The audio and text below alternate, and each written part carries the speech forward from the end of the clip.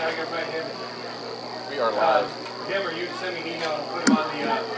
Become a member of the BloodHound Booster Club today. There are a variety of support levels you can choose. Based on the amount of your donation, you can become anywhere from a sports fan to a top dog. Send money or checks payable to BloodHound Booster Club, Post Office Box 11, Fort Madison, Iowa, 52627. Grove Savings Bank. We're here working for you in Southeast Iowa. Elliott Test Kitchen is proud to support the Fort Madison High School football program and provides the coaches with a film study and game plan preparing space. Speaking of game plan preparing, Elliott's Test Kitchen has an ACT test prep session starting now that will help your student prepare to take the ACT test. Contact Elliott's Test Kitchen at www.tkef.org or call them at 319-250-9052. The new Hy-Vee has become synonymous with quality products, low prices, and superior customer service. Our slogan, a helpful smile in every aisle, expresses the foundation of our corporate philosophy. So shop Hy-Vee in Fort Madison, where there is a helpful smile in every aisle. Wondra Family Chiropractic and Acupuncture. Doctors Tim and Lori Wendy provide chiropractic, acupuncture, therapies, kinesiotaping, and even school physicals. They're located in downtown Fort Madison at 724 Avenue G. Rashid Pharmacy and Rashid Long-Term Care Servicing Nursing Homes. Serving you for over 40 years with free prescription service, drive-up window and mailing, full line of herbals and vitamins, home health care. Rashid Pharmacy. Call them at 372-2300. Midwest One Bank, with 26 branch locations plus specialized home loan center, you're never more than a hop, skip, and a jump away from your local Midwest One Bank. Midwest One Bank in Fort Madison at 926 Avenue G in Fort Madison, or 319-372-3991, and that's www.midwestone.com. Mann's McDonald's, located in Fort Madison and Burlington. It's not whether you win or lose, it's how well you eat every day. And Fort Collin Restaurant, located on 53rd Street and Route 61. Open 7 days a week with daily specials and breakfast served all day. Severine Sandwich Shop, bringing you the taste of the Tri-States, voted #1 in Hawkeye's Reader's Choice for best sub and soft drink. Severine Sandwich Shop, located at 2805 Avenue L. And also they welcome calling orders, so you can call 319-372-5001. That's Severine Sandwich Shop, Jacqueline Lumsden, owner. Become a member of the BloodHound Booster Club today. There are a variety of support levels you can choose. Based on the amount of your donation, you can become anywhere from a sports fan to a top dog. Send money or checks payable to BloodHound Booster Club, Post Office Box 11, Fort Madison, Iowa, 52627. Grove Savings Bank. We're here working for you in Southeast Iowa. Elliott Test Kitchen is proud to support the Fort Madison High School football program and provides the coaches with a film study and game plan preparing space. Speaking of game plan preparing, Elliott's Test Kitchen has an ACT test prep session.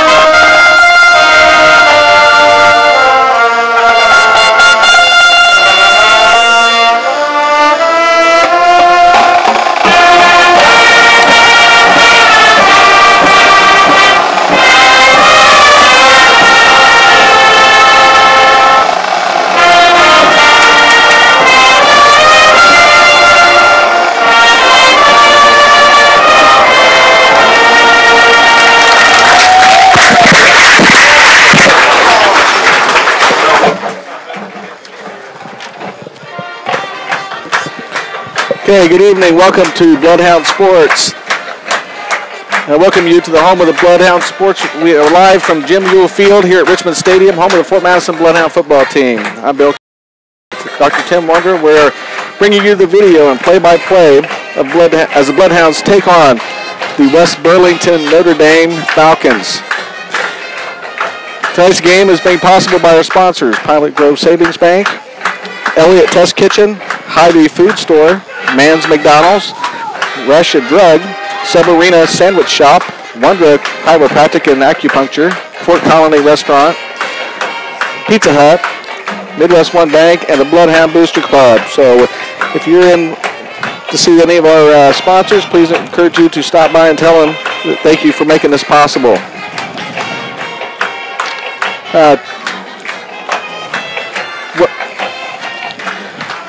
West Burlington comes in to Richmond Stadium with a 1-2 record on the season. I'm going to go ahead and give you some information here while our fine marching band leaves the field. Information on our starting lineup for the BloodHounds. Let's start with the linemen, as such an important part of the game. For the BloodHounds, on offense, we're going to have Elijah Barnes, Dana Settles, Dalton Mabius at center,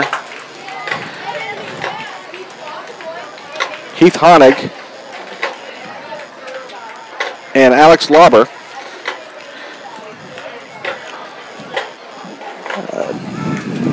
At wide receiver, we're going to have Lorenzo Riles, Chance Red Donald, Tyler O'Toole, and Logan Allen.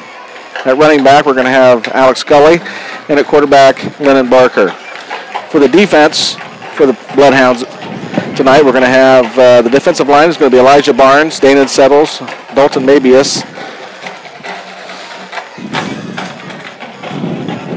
and Alex Kraft.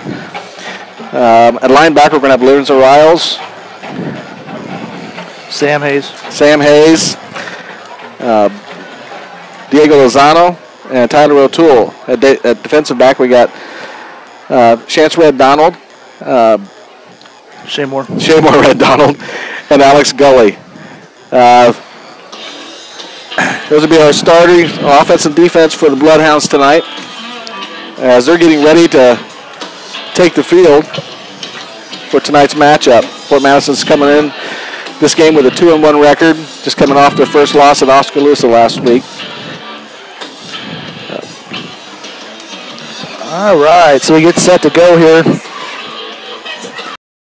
I'll bring you here we got the boys coming out of the tunnel right now, the band tunnel, coming out on the field.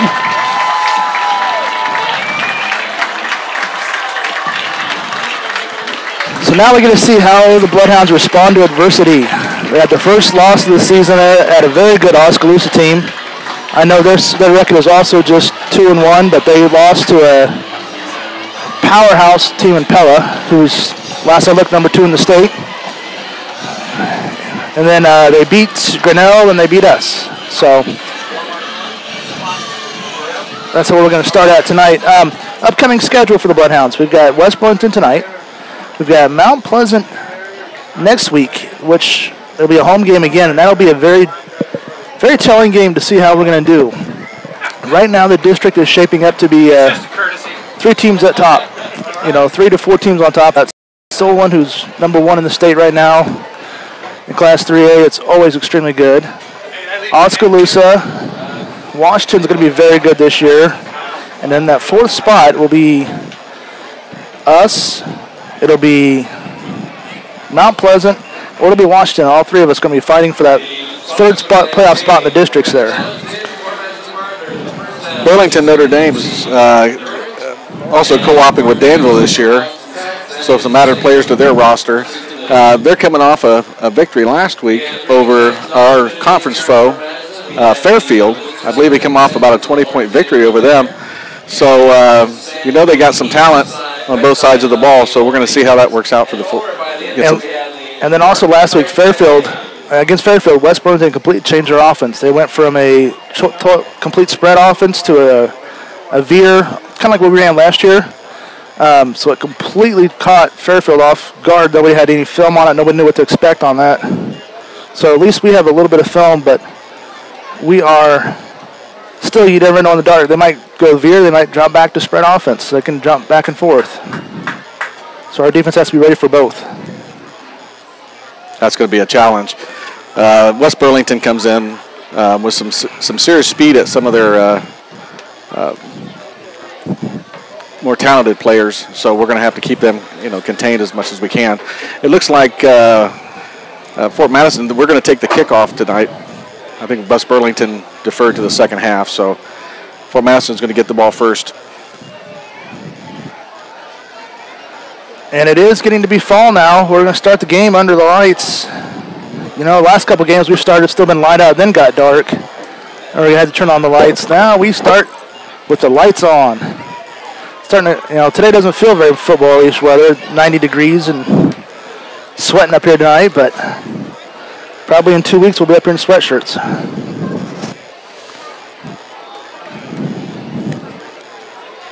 So the rest of our schedule for the season here, we got Mount Pleasant next week.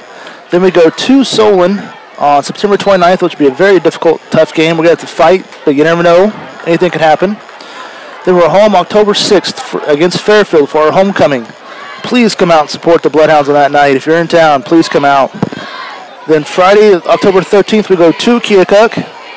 Friday the 13th, weird things happen, and we're going to be in Keokuk, so that's odd way that works out. And then to wrap up the regular season will be Friday, October 20th, home versus Washington, which, like I said, that could be for that last district playoff spot. Seems odd saying that, but that's always a possibility now. As we get set to kick here. Back deep for the Bloodhounds will be goalie and Chance Red Donald. Goalie's going to pick it up and he's going to fumble it. He's just going to fall on it there. Wise move by Alex to jump on that. Keep possession of it. As Bloodhounds will start the ball on the 21-yard line.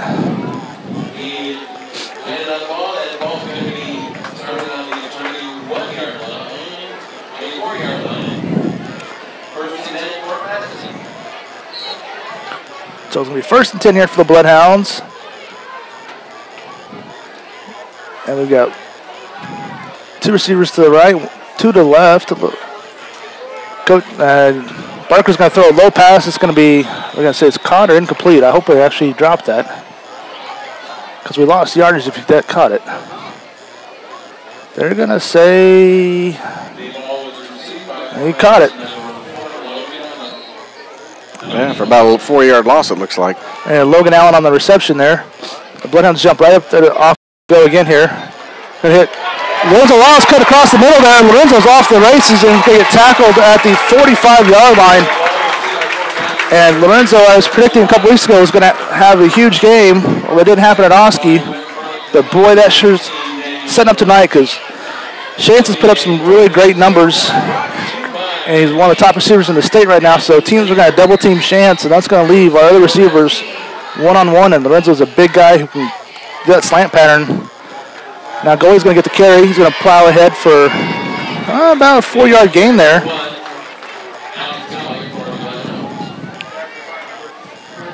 And again, the Bloodhounds are doing that hurry-up offense,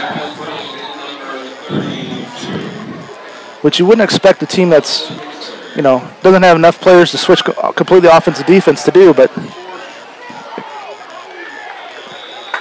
pass out to Chance Red Donald. Chance is lucky to get back to the line of scrimmage there. Again, I think they're just trying to get that ball into a playmaker's hands there. I think so. I think they're trying to get it out there, break it loose, you're right. So that brings up 3rd and 6, and the ball's just past midfield at the 49-yard line of West Burlington. We're at 10:32 left to go in this first quarter. It's 0-0 opening possession here for the Bloodhounds. Barker back to pass. He's got a little pressure. He's going to roll. He's throwing deep to Chance. Chance is wide open, gets the catch, and rolls out of bounds. Good for another Bloodhound first down. And the ball went clear down to the 14-yard lines we're going to mark it at. And was that? Oh, I forgot how it was. It Penn City Current first down for that one? I think it's Penn City Current first down. Hopefully we get a partner's touchdown on this play. Hit out on the flat out here. Tyler O'Toole. Tyler's going to take it ahead for about a 3 to 4 yard gain there. If this is the first time you're tuning in to watch the Bloodhounds, you're going to be surprised that we're throwing the ball all over the place, and we do that now. And then when you think you're going to cover all the receivers, we hand it off to Alex Goley, and he plows ahead and has big yards. So Barker's going to roll the pocket to the right there. He's kind of directing traffic. He's going to try to get to the edge. He's going to scoot out of bounds right at about the 3 yard line. Looks like they're going to mark him out. That is good for a first down, so that brings up a 1st and goal for the Bloodhounds.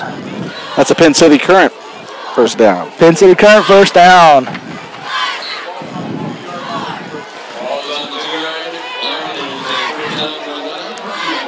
So going to hand it off to Goalie. Goalie's going to, I'm sorry, the ball was fumbled and picked up by West Burlington. West Burlington picked up the fumble. There was an exchange there between Barker and Goalie.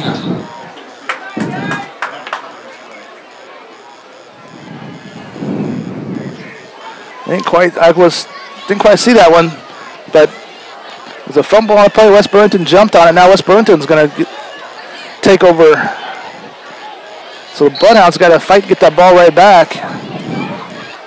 So now we get our first chance to look at West Burlington's offense here. We got one receiver left, one on the right. We're going to hand off to the tailbacks and go right up the middle. Or we'll go to the left side there and go gain ahead about 2 yards. The ball carrier for West Burlington, number 22, Colton. The ball carrier for West Burlington was number 22, Colton Hoventainer.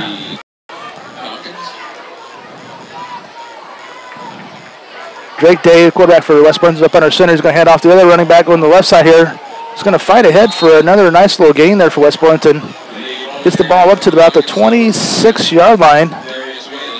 That'll bring up a 3rd and about, let's say a long 2, short 3. Diego Lozano for the Bloodhounds on the tackle.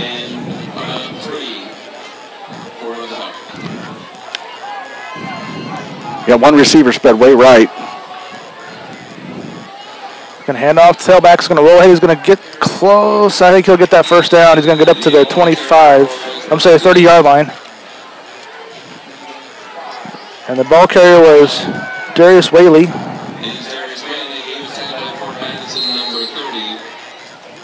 And I want to say the Lorenzo Riles, number 38, was on the tackle there.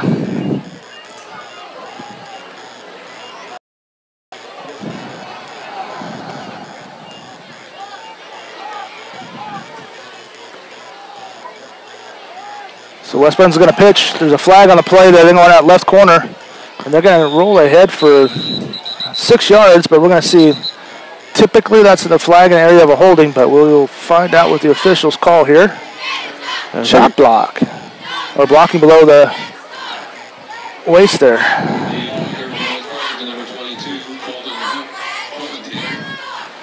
So now Bill, is that a 10-yard penalty? Spot foul. 5.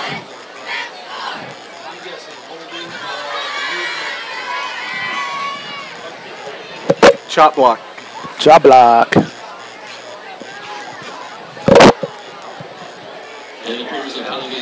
Ooh, that's a 15-yarder from the spot of the foul.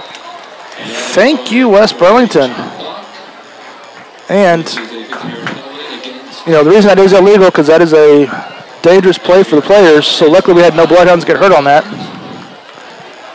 So that becomes a 1st and 25 now for the Falcons as the ball moves clear back to the 15-yard line, or the Falcons' 15-yard line. And the officials are still pacing off. Well, they're pacing off more.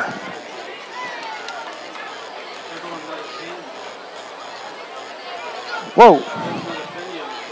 Unsportsmanlike against West Burlington. Half the distance to the goal. Wow.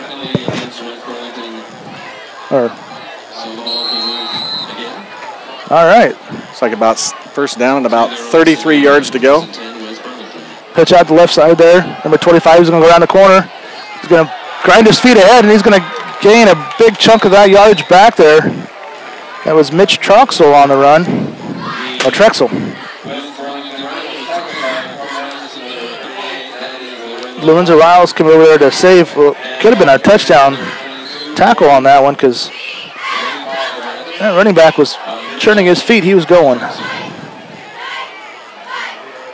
Okay, looks like we're going to be about second down and looks like about 17 yards to go from about the 23-yard line. We're at 7:20 left to go in this first quarter. It's still 0-0. Bloodhounds had the opening drive. They drove all the way down the 3-yard line, then fumbled. And West Burlington now is on their possession. And that one went for a whole lot of nothing, or maybe it gained, I'm going to say gained 2 yards. But the runner was tackled by a pack of Bloodhounds.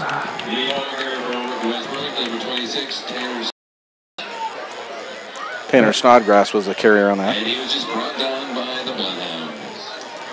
It'll be interesting to see what West Burlington will do on 3rd and long here. 3rd and 15. These receivers, I'd be worried about a slant right here. Oh, they're going to try to hand off. The quarterback's going to keep it, trying to get the edge here. And pitch late, pitch out of bounds. Great job by Chance Red Dahl. Number 2 is a heat-seeking missile there. Came and attacked that quarterback when he saw the corner coming around there and forced a bad pitch. Looked like a little bit of a broken play maybe. I don't know, a mishandle or something. And then the quarterback just ran out and was ready to pitch it out to his running back. And boy, Chance just came in, like you said, like a missile, came in and right toward the quarterback. He pitched it out of bounds. So now West Burlington lines up to punt here. And they get the high, short punt off. Get away from the play. It's like a West Burlington roll and a roll and a half. It's going to be down, cleared at the 26-yard line. So now the Bloodhounds take over. The fumble didn't cost them, or didn't. West Burlington was not able to capitalize on the fumble, but that sure hurt the Bloodhounds. We got to drive down and score again here now. 6:22 to go in the first quarter. Still a 0-0 score. This will be for Madison's second possession now. Then we got 3 receivers to the right this time, and Lorenzo Riles to the left here. Barker's going to roll the pocket to the right. He's under pressure. He's going to throw an incomplete low. I'm not sure if it was low to Chance Red Donald, but it almost looked like it might have been intended for Logan there. Logan Allen. Yeah, just a little bit of pressure on him caused him to have to roll out and not really get anything behind that ball when he threw it. So we got 2nd and 10 now for the Bloodhounds.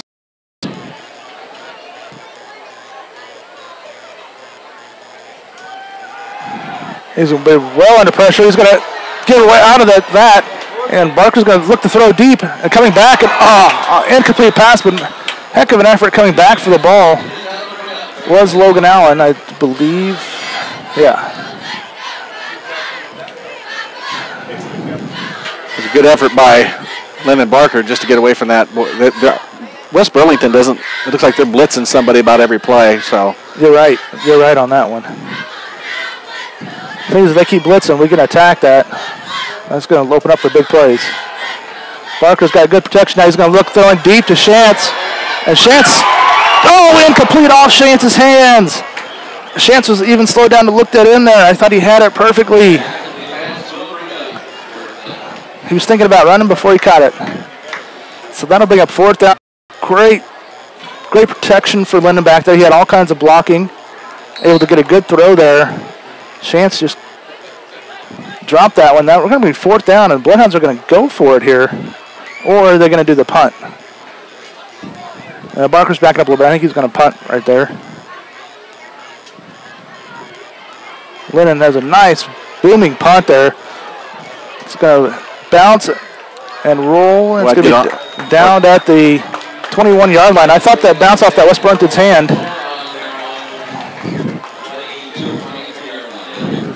So the Bloodhounds have been able to have big plays available to them. They just haven't been able to capitalize on them yet. I think something like that's going to be open pretty much all night. If they're going to keep bringing some kind of blitzer. Boy, that's just really taking a chance with our speed outside. You are correct on that. We're down to 5:53 left to go in this first quarter. It's 0-0. This will be West Burlington's second possession. That tailback, or tight end in motion. He's going to hand it back to tailback number 5. He's going to look for the left corner. And he's going to get brought down for a loss by number 7 of the Bloodhounds. Diego Lozano for the Sunnybrook Assisted Living, tackle for loss on the Darius Whaley for West Burlington. West Burlington is sticking one receiver way out to the opposite side, away from the rest of the offense. That's either getting one of the Red Donald boys either by themselves and away from the play, or this time pulling goalie over there.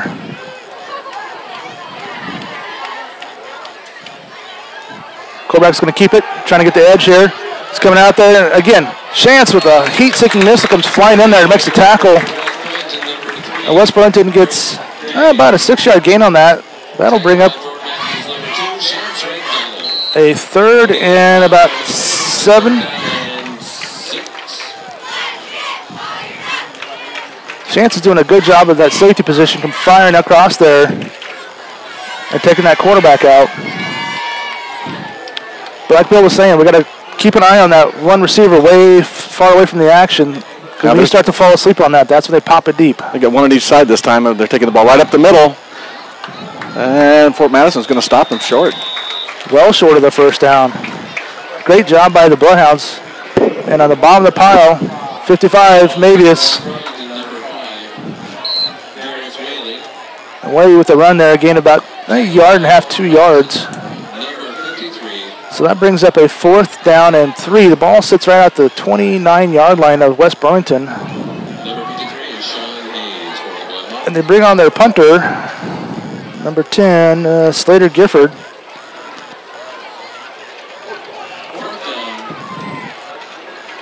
You got Chance and Gully back for the punt. A little better punt, but still, West Burlington's well covered down there. They don't have a chance to return it. The ball's going to bounce at the 42-yard line, 43-yard line.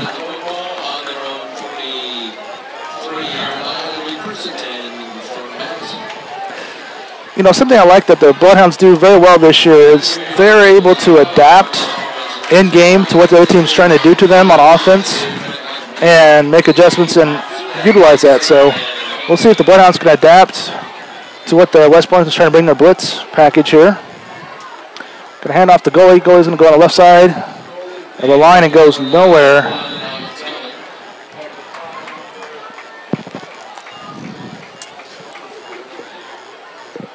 I'd like to have seen him bounce out there a little bit. That middle was pretty plugged up.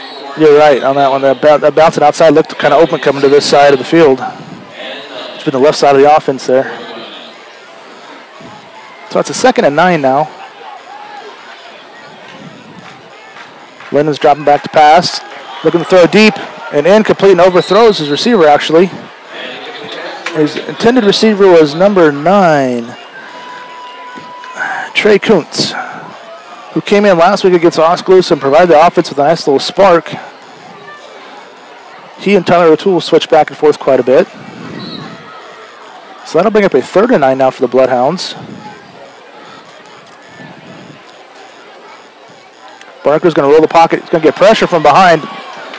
Throw nice lobs a pass up there, incomplete. Chance tried to catch it one-handed, and he prevented an interception as well. Well, again, the West Burlington, they brought pressure. They brought one guy from the, it looked like from the right side this time, and put pressure on Barker, made him roll out to his left, and the ball was a little off target, maybe because I had to throw back over his body a little bit. So Barker's not quite as sharp passing tonight as he had been. So we got 4th down. And Bloodhounds are actually going to go for it this time. He's going to throw deep and overthrows Chance Red Donald. That was open. The Bloodhounds, it was open there, just not quite. Lennon's been just a little bit off on his passes tonight. So West Burlington takes over with excellent field position now.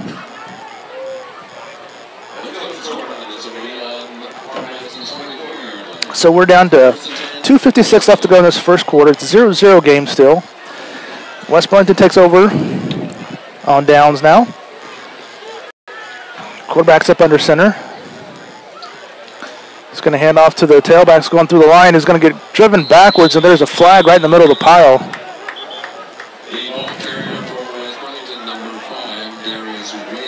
So as it stands right now, they give him about a half-yard gain there, but see what the penalty was. Diego Lozano among the Bloodhounds there to make the tackle. And Dane Suttles on the tackle. Let's see. Chop block again against West Burlington. You know, this is our third game of the season, our fourth game of the season. This is the first time I've seen chop block called. And it's been called twice.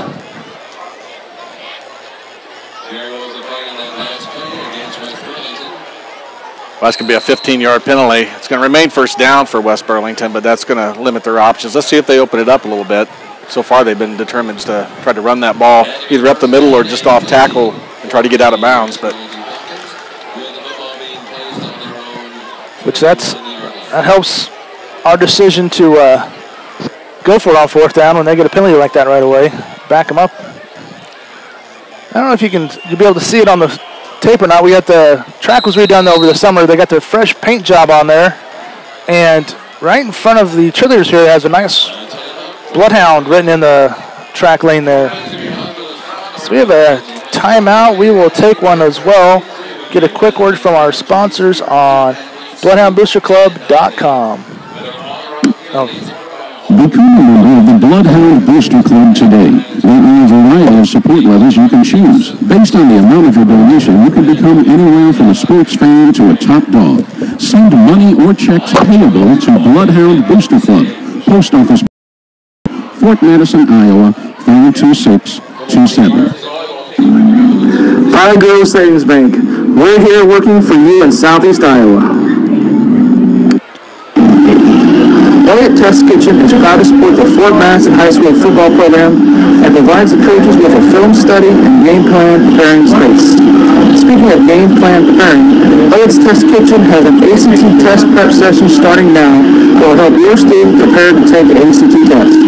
Contact Elliott's Test Kitchen at www.tkef.org or call them at 319-250-9052. All right, we are back. So West Burlington's going to drop back. Quarterback's going to roll the pocket, going to make the late pitch. And outside and breaking a couple tackles, number 25 on the carry. 26, I'm sorry, 26 for West Burlington. That is Taylor Snodgrass. Snodgrass on the carry.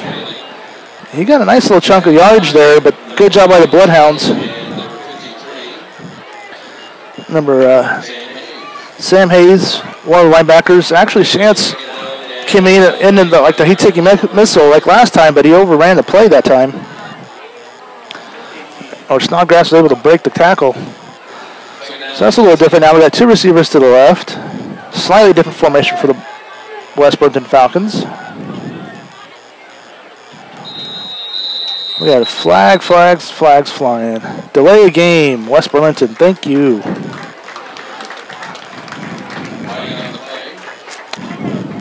That was something that the Bloodhounds had a little trouble with last week. We had a little more penalties than normal. So far tonight, we've done a good job of cleaning that up. And it's been West Burlington making the penalties. And they're going to come back to that same formation. I would actually keep my eye on the tight end number 42 here. They're going to run to the left side there. Great pressure on the quarterback. He's got nowhere to go. Great job by 57 for the Bloodhounds. Dan settles from behind.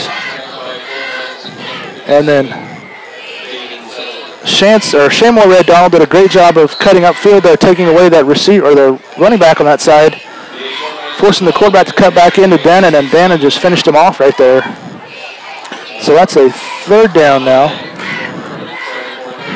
Down in about 45 seconds to go in the first quarter. Third down and 22 for West Burlington. Quarterback's going to hand off the running back going to the left side. He's going to drag bunch of Bloodhounds with him. Is he going to get up to the 47-yard line? I'm going to guess that was Snodgrass on the carry there again. Yep. He is a hard runner to bring down with one tackle. So that brings up 4th and 12. Again, West Burlington sends out the punter. And back deep for the Bloodhounds will be Alex Gully.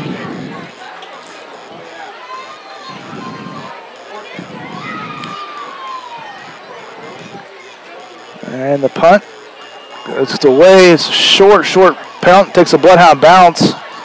And then it's going to be down at the Bloodhound 27-yard line.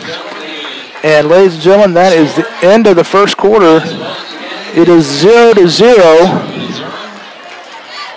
Fort Madison's had chances. We've just been a little short on our receptions and had a bad bounce on a fumble there. I mean, we could easily be ahead 14 or 21-0 on this one. I think those chances, Tim, are going to be there. I agree completely. I think West Burlington's a dangerous team, though. Keep a team that's been down, you keep them around too long in a game, they start getting confident themselves. So we're going to take a word from our sponsors on BloodHound Sports. Rashid Pharmacy and Rashid Long-Term Care Servicing Nursing Homes.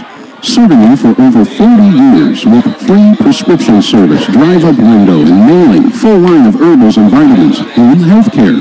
Rashid Pharmacy. Call them at 372-2300. It doesn't matter.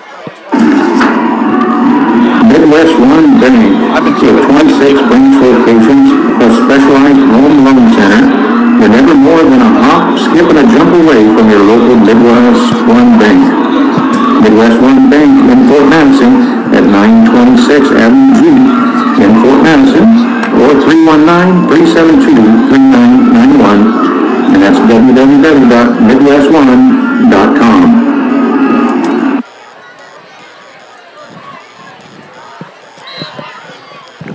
Okay, we're back at Richmond Stadium for the beginning of the second quarter. Fort Madison's going to start about the 27-yard line, their own 27-yard line. Barker's going to fake to Gully, and he's going to take the ball over the left side, and he's going to pick up a first down just over the 40-yard line. So a nice scamper of about 13, 14 yards from Mr. Barker. So it's going to be a first down and 10 for Fort Madison. We're going to have two receivers to the right and one to the left.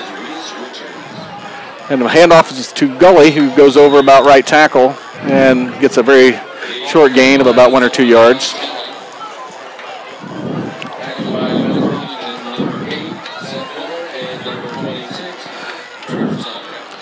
So it's going to bring up a second down and about 9 yards to go for Fort Madison on their own, it's like 42-yard line. Gully's in the backfield with Barkers, and he takes a snap. Sets back, he throws to his left side, he hits Lorenzo Riles right on target inside the 35-yard line of Fort Madison. He was well covered, but that ball was right on the dime, and Riles and the defensive back seemed to kind of battle for that a little bit. And Riles kept possession of it, and for a nice long game for Fort Madison. So we're first down and 10. Looks like about the 32-yard line of West Burlington. Look at a nice pitch and catch there for the Bloodhounds. We've got three receivers this time. Barker's back to pass. He's rolling to the right a little bit, gets pressure, and starts to get away. That ball was deflected. He tried to throw it back over to Gully. He was near the middle of the field, but the ball was batted down by a defender. And that's kind of good. I'm kind of glad it was. So that's going to bring up second down. I tell you, West Burlington really putting some pressure on Lennon Barker tonight. I tell you, that was the best possible scenario with that little scamper back there. Going to be second down and 10 yards to go from about the 33 of the Falcons. Gully takes it up the middle. Gets hit right away, leading and keeps digging forward and gets inside the 30. So a moderate gain there for Gully. It's going to bring up a third down and about 7 yards to go.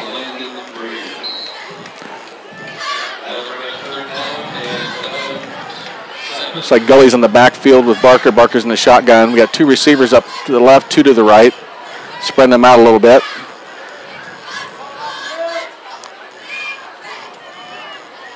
West Burlington looks like they're going to bring a blitz. Okay, I think Barker was trying to get him to jump there a little bit, and it looks like West Burlington just about fell for that. And then when that didn't happen, Barker went ahead and called a timeout. So we're at 10-16 of the second quarter, still a 0-0 score. And Bloodhounds with their first timeout.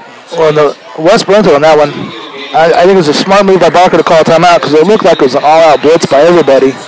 You know, all 3 of the linebackers there, when they're on that hard count, jumped like they were coming.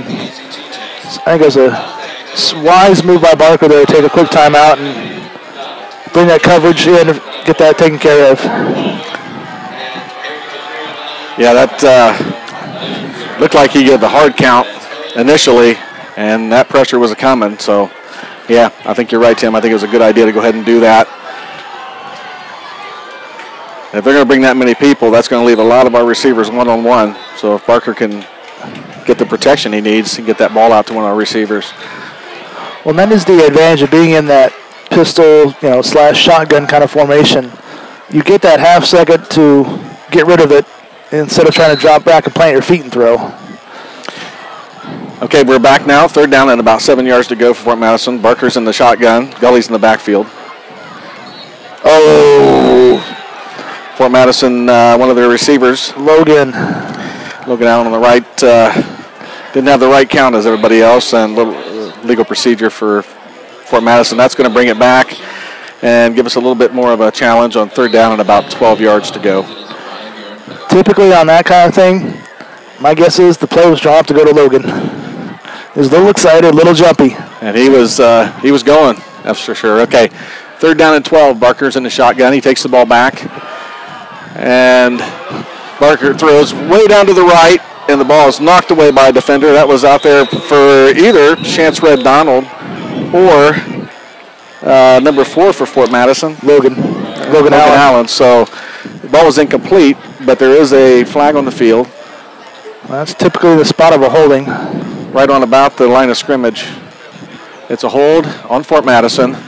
That was declined, so that's going to bring up 4th down. And about 12 yards to go. We're going to be on the Falcons' 34-yard line. And Barker, of course, is staying out there with Gully in the backfield. We have triple receivers to the right. 4th down and 12. Lorenzo Riles up to the left. Barker's back to pass. He throws the ball to the left to Riles. He goes up, and he gets the ball, and he's in for a touchdown. Riles is excellent play. Beautiful pass by Barker, and Fort Madison is on the scoreboard. So 34-yard touchdown pass from Lennon Barker to Lorenzo Riles. Again, Riles went up with the defender, and he wanted it more. He took that ball away right about the goal line and just stepped into the end zone after taking possession. So A.J. Nolting's on for the extra point, 6-0 Fort Madison. Lorenzo is a basketball player. His basketball skills shone through on that one. A.J. Nolting, his kick is up, and it is good. So Fort Madison takes a 7-0 lead, and again, you want to, with our skill players like they are, you want to leave them one-on-one. I think Barker's going to throw that ball. And we're in a good spot here. Let's go ahead and... well, that was a Fort Madison Partners touchdown on that play.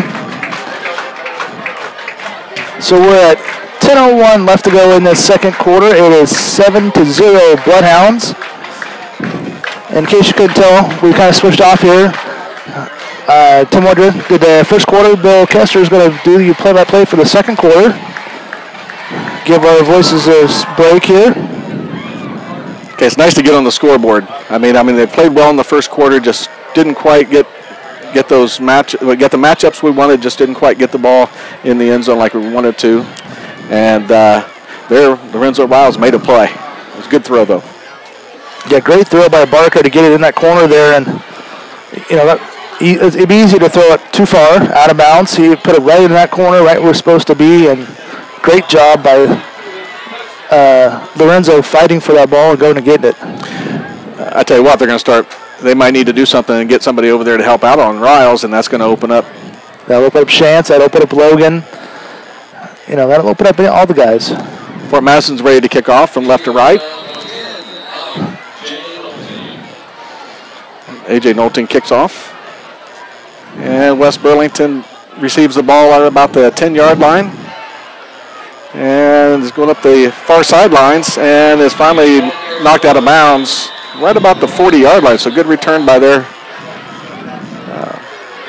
return player. I did not get a name on that. So West Burlington's going to start out pretty well about their 40, right on the their own 40-yard line. First down and 10 for the Falcons.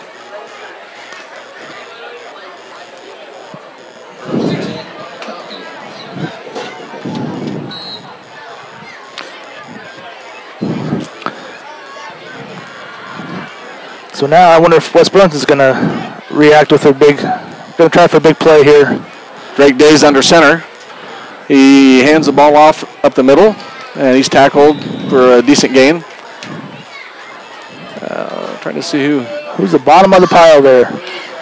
That's number 5 with the running back. It looks like Lorenzo Riles, and 55. 55 would be Dalton Mabius. Dalton Mabius, and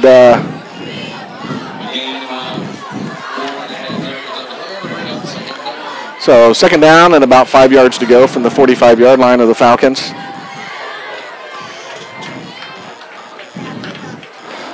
He's under center. Again, he hands the ball off up the middle. He stopped pretty quick, but there he keeps turning his feet. Finally gets taken down short of the first down. Number 5 was ball carrier Darius Whaley for West Burlington. And I want to say tackle there was a pack of bloodhounds. So it's going to bring up third down, and let's call it a long 2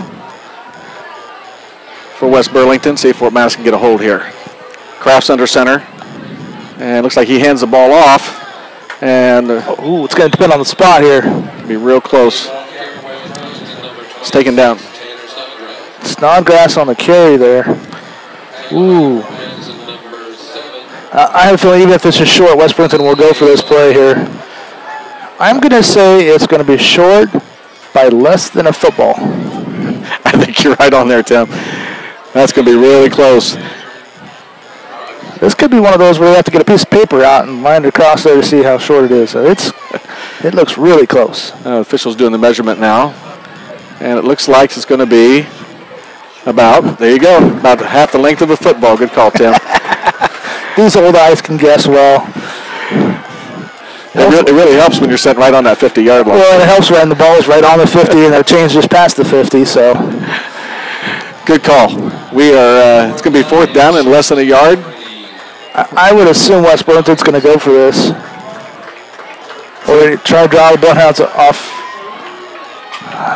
sides or something, but I'm positive they're going to go for this. Well, Drake Day's under center. He's got 2 in the backfield, 1 receiver out each way.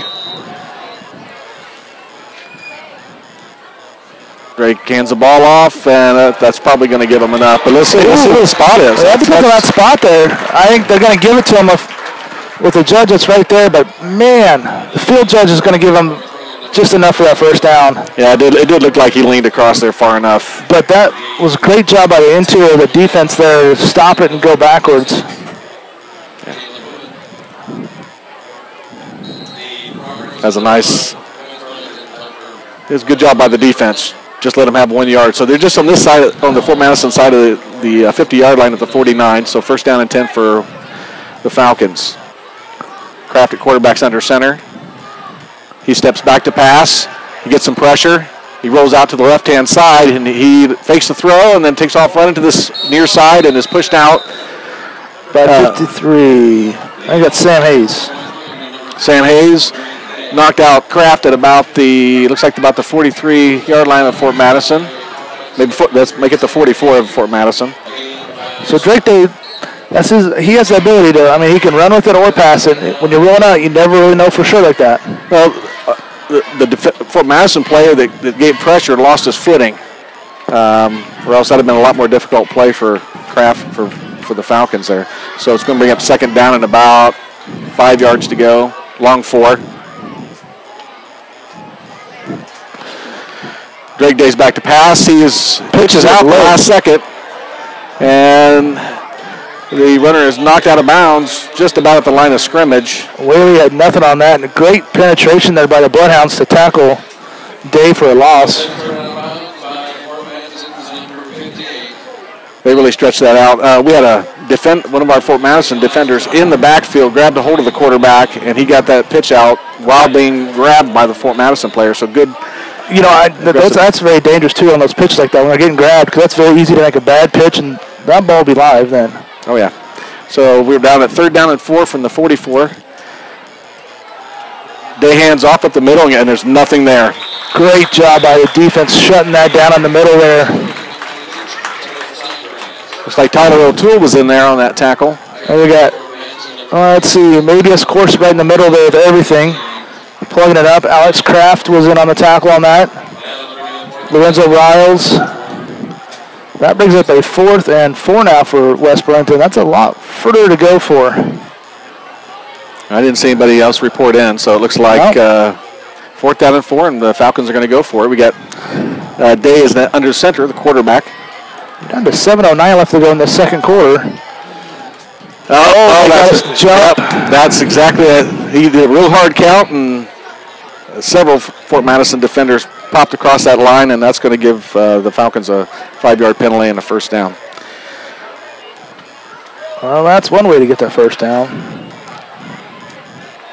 It's so hard on the defense. You're wanting to go dive and make that play, but you got to stay disciplined at the same time on those hard counts because you know it's coming. I had a funny feeling maybe they might have ran that play if we wouldn't have jumped, so I think you're right. Timeout. So first down and 10, about the 38-yard line for the Falcons. Day fakes inside, runs outside, gets some yardage, and is knocked down near the far sidelines by Alex Gully after about a 6-yard gain. We are down to 6:33 and the clock running in the second quarter. Fort Madison is leading 7-0.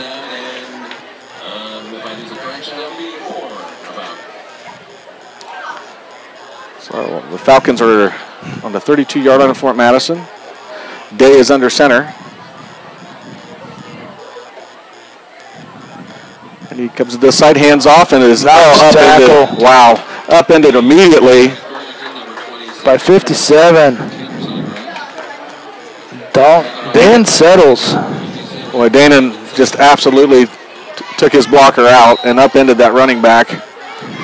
He was, it looks like, able to get maybe a half a yard to a yard, maybe a yard on that play. So we're going to be a 3rd down and about 3 yards or so to go. Yeah. So the Falcons 3rd down and 3. Quarterback's under center. He pitches out to the running back on the right side and steps back in and easily goes past Fort Madison and into the end zone for a touchdown. 31-yard touchdown run for 26. Tanner Snodgrass.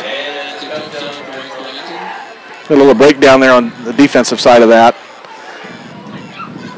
And Snodgrass was able to go right around the right end and right in the end zone, basically untouched for the 6 points. So it's 7-6 with the extra point pending here. Looks like West Burlington's going to go ahead and go for the extra point kick.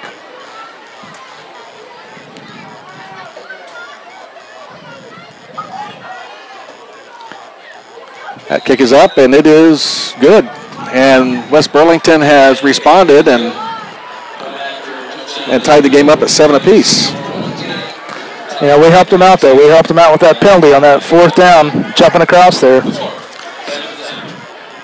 Well, that's part of playing the discipline game, but you see how Fort Madison has just been going to the ball so hard. That was a good call for by the coach of the Falcons. Okay, we're going to wait for the next kickoff. We're going to go ahead and check with our sponsors. Let's go do a word from the sponsors real quick. Rashid Pharmacy and Rashid Long-Term Care Servicing Nursing Homes. Serving you for over 40 years with free prescription service, drive-up window, and mailing, full line of herbals and vitamins, home health care. Rashid Pharmacy. Call them at 372-2300. In the backfield. Midwest One Bank, with 26 branch locations, a specialized home loan center, you're never more than a hop, skip, and a jump away from your local Midwest One Bank. Fort Madison. We're back at Richmond Fair in Fort Madison. 7-7 score with 5:25 to go in the first half. West Burlington kicking off to Fort Madison. And it looks like it's going to be, hits the ground in front of Alex Gully, who picks it up just inside the 10. Starts to bring it back and gets out just across the 20-yard line. Fort Madison will take over on offense. That's one of those we were hoping it was going to roll out of bounds. So give us the ball to 35, and it just died on that sideline there. Great kick by West Burlington there. Gully picked it up and made something out of not much, right along that sidelines. So now we got 5:20 left to go for the Bloodhounds to try to respond to West Burlington here, see what we can do. There has not been many running lanes for Alex Gully yet tonight, but I feel like he's due to break loose here pretty soon. Yep. He's in shotgun, takes the ball, he rolls to the right-hand side, flag comes out, the ball's thrown to Logan Allen for about, looks like about a 5-yard gain. Pass was completed, but we're going to check on the flag here. Looks like it's in the backfield area. And the white hat says, well, Bloodhound offense is backing up, so it looks like it's against us. That's holding Bloodhounds. Yeah, that's not a good way to start a drive. But you know, as history has shown, when we have long distance to go to get that first down, we do better than we do short distance almost. That's usually when we get our touchdowns and our big plays, or when it's first and long, second and long, third and long, especially third and long. Agreed, and we got trips right, trip receivers to the right, Barker's back to pass, and he's got a lot of time. He throws over the middle, and that ball is intercepted, and, well, it was dropped. Looked like the defensive back had it right in his hands, and that ball was meant for Chance Red Donald, who was running over the middle. Okay, now we had 3 receivers out there. They had 1, 2, 3, 4, 5 guys back there defending that. What's going to be open the next time we do look for something like that is our tight end leaking out or goalie leaking out into the flat. That'll be the next time they'll be looking for that. Second down and 20. Barker's back to pass again. He's rolling to the right. He throws the ball outside, and he throws it over the top of Chance Red Donald, just past the 20. It looks like he might be trying to force that a little bit to... I think you're right there, yeah. I think you're right. It didn't look clean, didn't look good. He would have had to just absolutely put the seed right on that, on Chance. He had defenders in front of him and behind him, so that's going to bring a third down and about 21 yards to go from our own 10. Trips right again. Barker hands the ball off to Gully. Side doesn't get much. So the lanes just haven't been there the last 2 games for Alex Gully to pop through. So that's going to be about a 3-yard gain. So Fort Madison is going to be sitting here at about 4th down and about 18 yards to go at their own 12. So kind of Barker's back in what looks like a punting position. And he indeed does punt the ball. Didn't get too far. That ball rolls. It takes a Falcons bounce back towards Fort Madison's goal line. Tackle him! That's a live ball. That's a live ball. Looks like, okay. That's touchdown. Touchdown. West Burlington, Fort Madison, and that ball kicked back, and nobody touched it. And West Burlington player picked up the ball, since no Fort down it, picked it up, and ran it straight in the end zone from looked like right inside the 20, around the 20-yard line. There's a discussion going on between the officials right now out at about the 15-yard line. But they've already called it a touchdown at this point, so we'll find out. Lack of judgment by the Bloodhounds there, just standing and watching. Barker was out there questioning something on that play, and the head official there, the referee, he gave Barker the answer, so it's a touchdown for West Burlington. It's a touchdown for the West Burlington here. A couple mistakes here in the last few minutes has really cost the Bloodhounds. The extra point kick is Well, it's not kicked. They're going for throw for 2. The holder, okay, there's a penalty flag down in the end zone. What happened was it looked like the kicker went to kick the ball. The holder stood up, rolled his to the right, and then he threw the ball to somebody in the end zone. And it was completed for what appeared to be a 2-point conversion, but the flag came out in the end zone. So we'll get the legal man downfield on the offense. An eligible receiver downfield. So that's going to bring that ball. An eligible receiver, so they take away the 2-point conversion, and that's going to bring it back 5 yards. So basically it's going to be an extra point kick here, attempt again, maybe, from about the 15, so 25-yard extra point. And the kick is up, and it is good. Well, good. The kicker has a fantastic leg, and that's going to bring the score up to 14-7.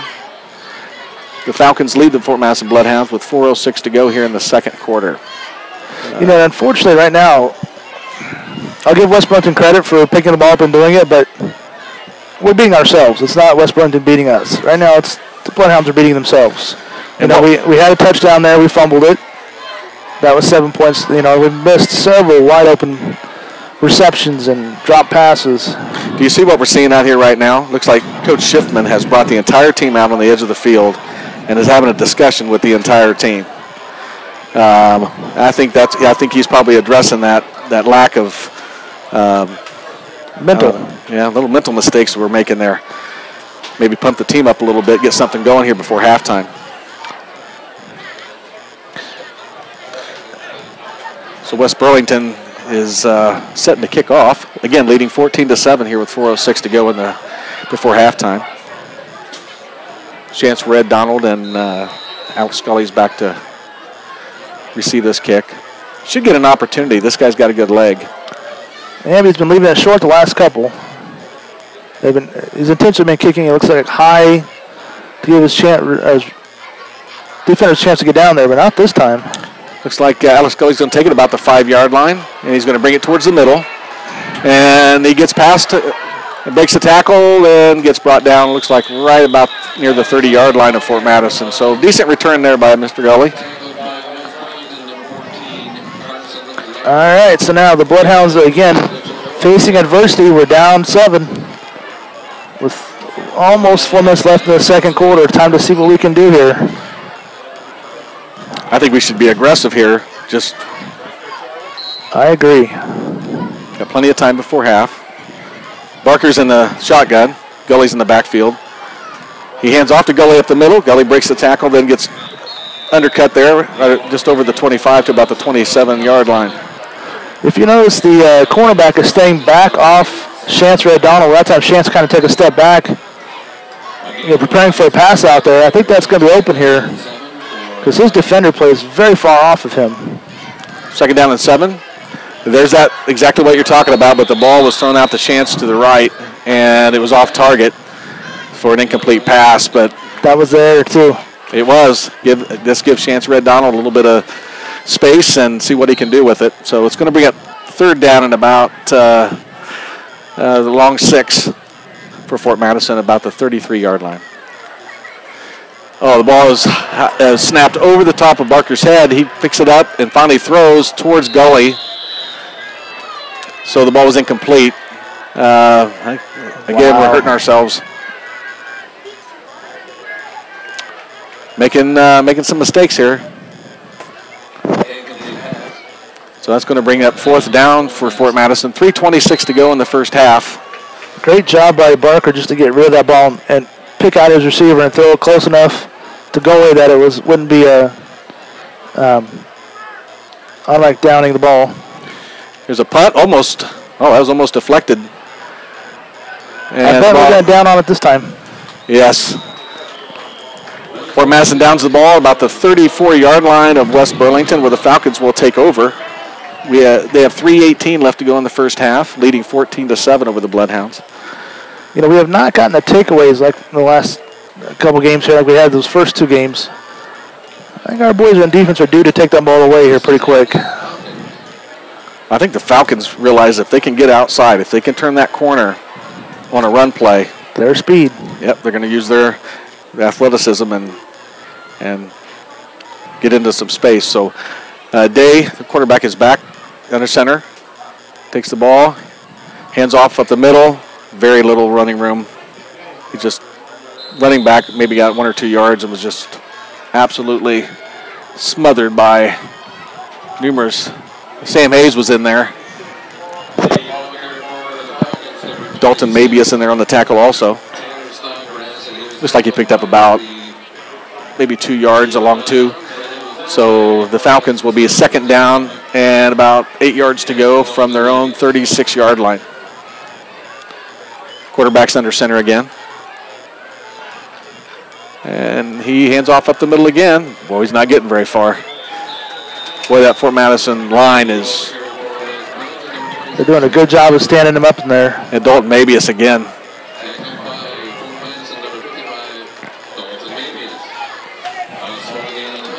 .222 to go in the first half. The clock is running.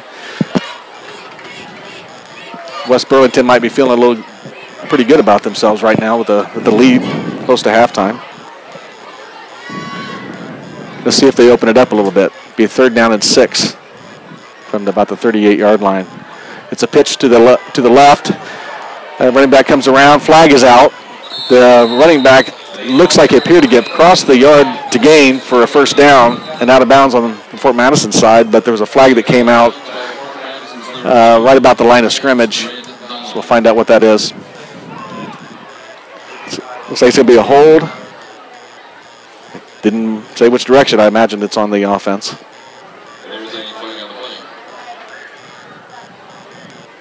So instead of a first down near midfield, they're going to get, West Burlington's going to get marked off for a hold, and it's going to bring the ball back to about the 27, 28-yard line. And bring up a 3rd down. I'd say 16. That's a good call. And we're at 1:57 to go in the first half. So West Burlington, let's see what they want to do, something, open it up a little bit, but quarterback's under center. Looks like he handed the ball up the middle, and the guy got loose, and he's out over to the near side, and looks like he might go all the way. Chance Red Donald comes out and hustled and took him down inside the 15-yard line. That guy looked like he was gone for a touchdown, and Chance Red Donald ran him down from behind. But what a huge play for the Falcons. They ran that ball up the middle. That running back kicked it out. Snodgrass kicked it out to the left-hand side after getting through the line and just took it down the left sideline for a long gain. So we look like we're at about right around the 11-yard line of Fort Madison with 1:44 to go in the first half. Looks like a timeout is being called. West Burlington. By West Burlington. Boy, another, again, looks like they're getting those plays on a 3rd and long. Yeah, they're getting the corner. They're getting, their blocking's getting the edge there for them, and, you know, goalie's not able to bounce ours outside. West Burlington is, like that play there, start off up the middle, got through that initial defensive line, and then the running back broke it out to the outside here, and he was trucking down the sideline. Boy, he did look like he was gone, too. And Chance Red Donald, you got to give him a lot of credit. That guy, he gives everything everything he has on this football field, and he ran him down and prevented that touchdown, which might turn out to be a very big play for us. So 1:44 to go in the second quarter. West Burlington's going to have the ball on our 11-yard line, 1st down and 10.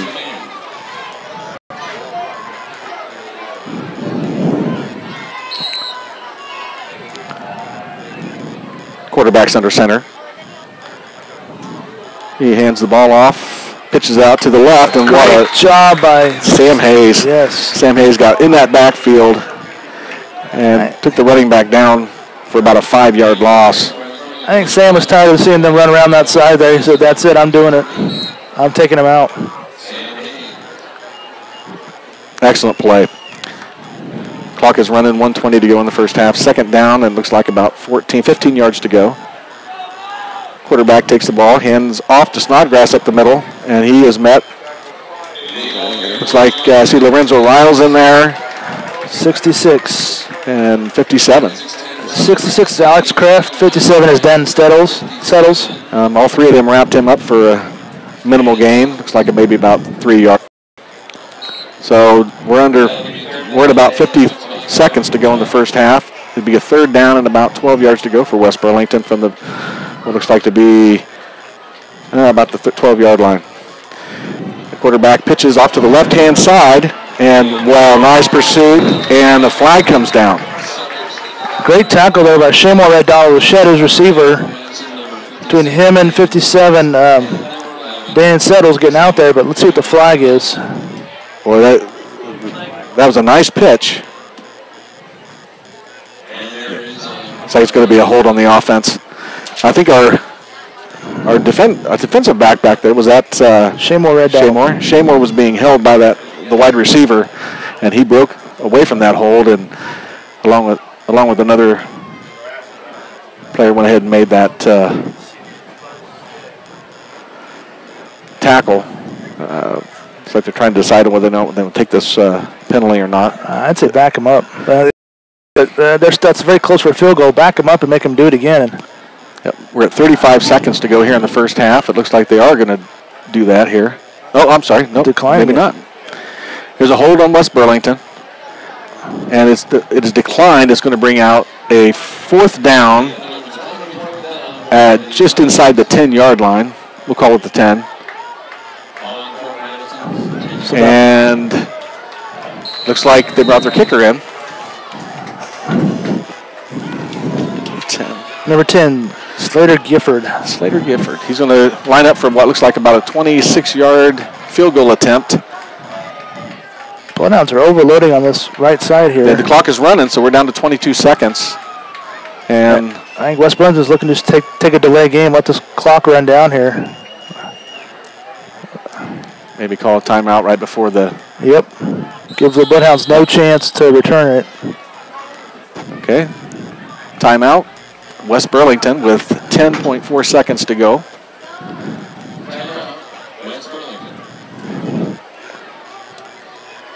Well, we've got a play left here to see what happens, but that hustle by Chance Red Donald to run that Snodgrass down, saving that touchdown, looks like it may benefit us here. It's going to be at least a 4-point benefit to us.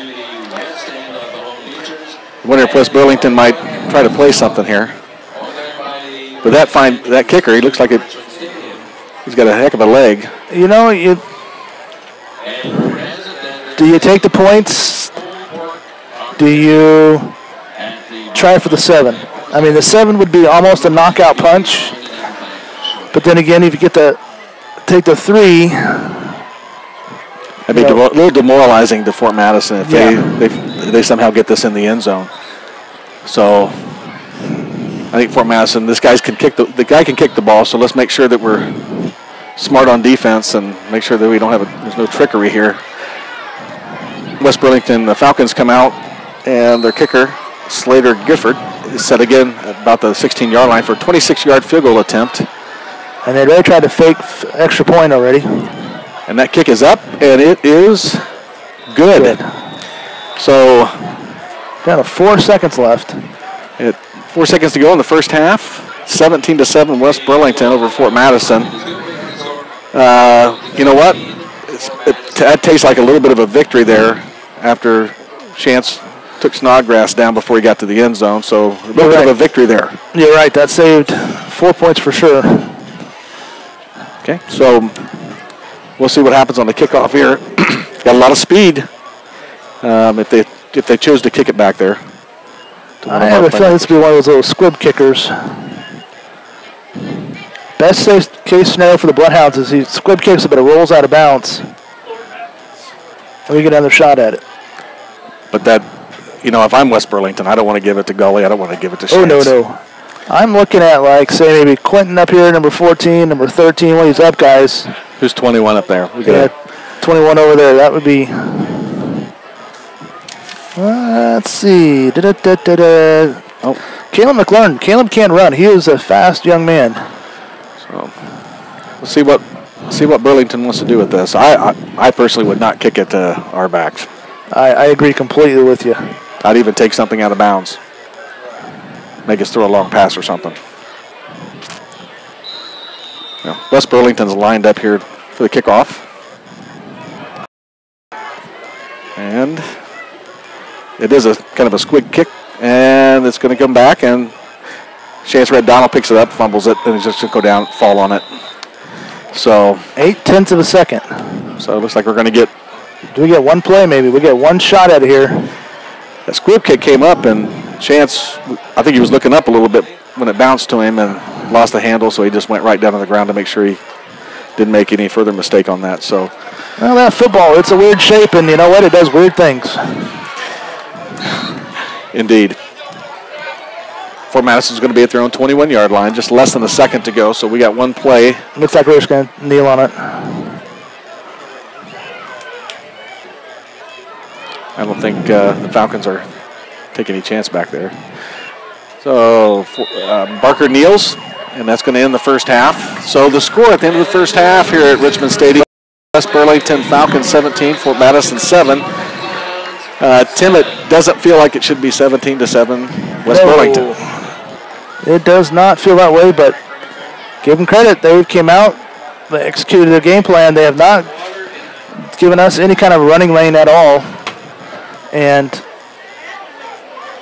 you know, our passes have been off tonight. We have not been crisp on the receiving end. Barker's been a little bit off on some of his throws. And some mental mistakes, but by no means 10-point lead. It's not insurmountable at all. We've got some good ball players here. So it's halftime here in Fort Madison, 17-7 West Burlington. Looks like they're going to put.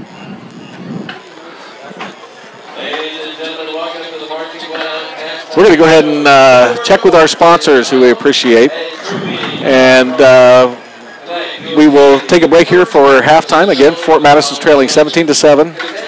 Come back for what I believe is going to be an exciting second half of Fort Madison football.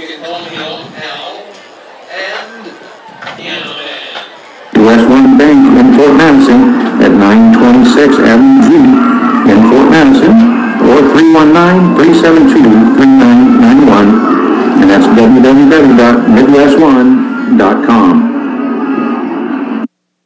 Mann's McDonald's, located in Fort Madison and Burlington. It's not whether you win or lose, it's how well you eat after the game. And Fort Colony Restaurant, located on 53rd Street and Route 61. Open 7 days a week with daily specials and breakfast served all day. Severina Sandwich Shop, winner of the Taste of the Tri-States, voted #1 in Hawkeye's Reader's Choice for best sub and soft drink. Severina Sandwich Shop, located at 2805 Avenue L. And also they welcome call-in orders, so you can call 319-372-5001. That's Severina Sandwich Shop. Jacqueline Lumsden, owner. Send money or checks payable to BloodHound Booster Club. Post Box 11, Fort Madison, Iowa, 5. Madison High School football program and provides w.tkef.org or call them at 319-250-9052. The name Hy-Vee has become synonymous with quality products, low prices, and superior customer service. Our slogan, "A helpful smile in every aisle," expresses the foundation of our corporate philosophy.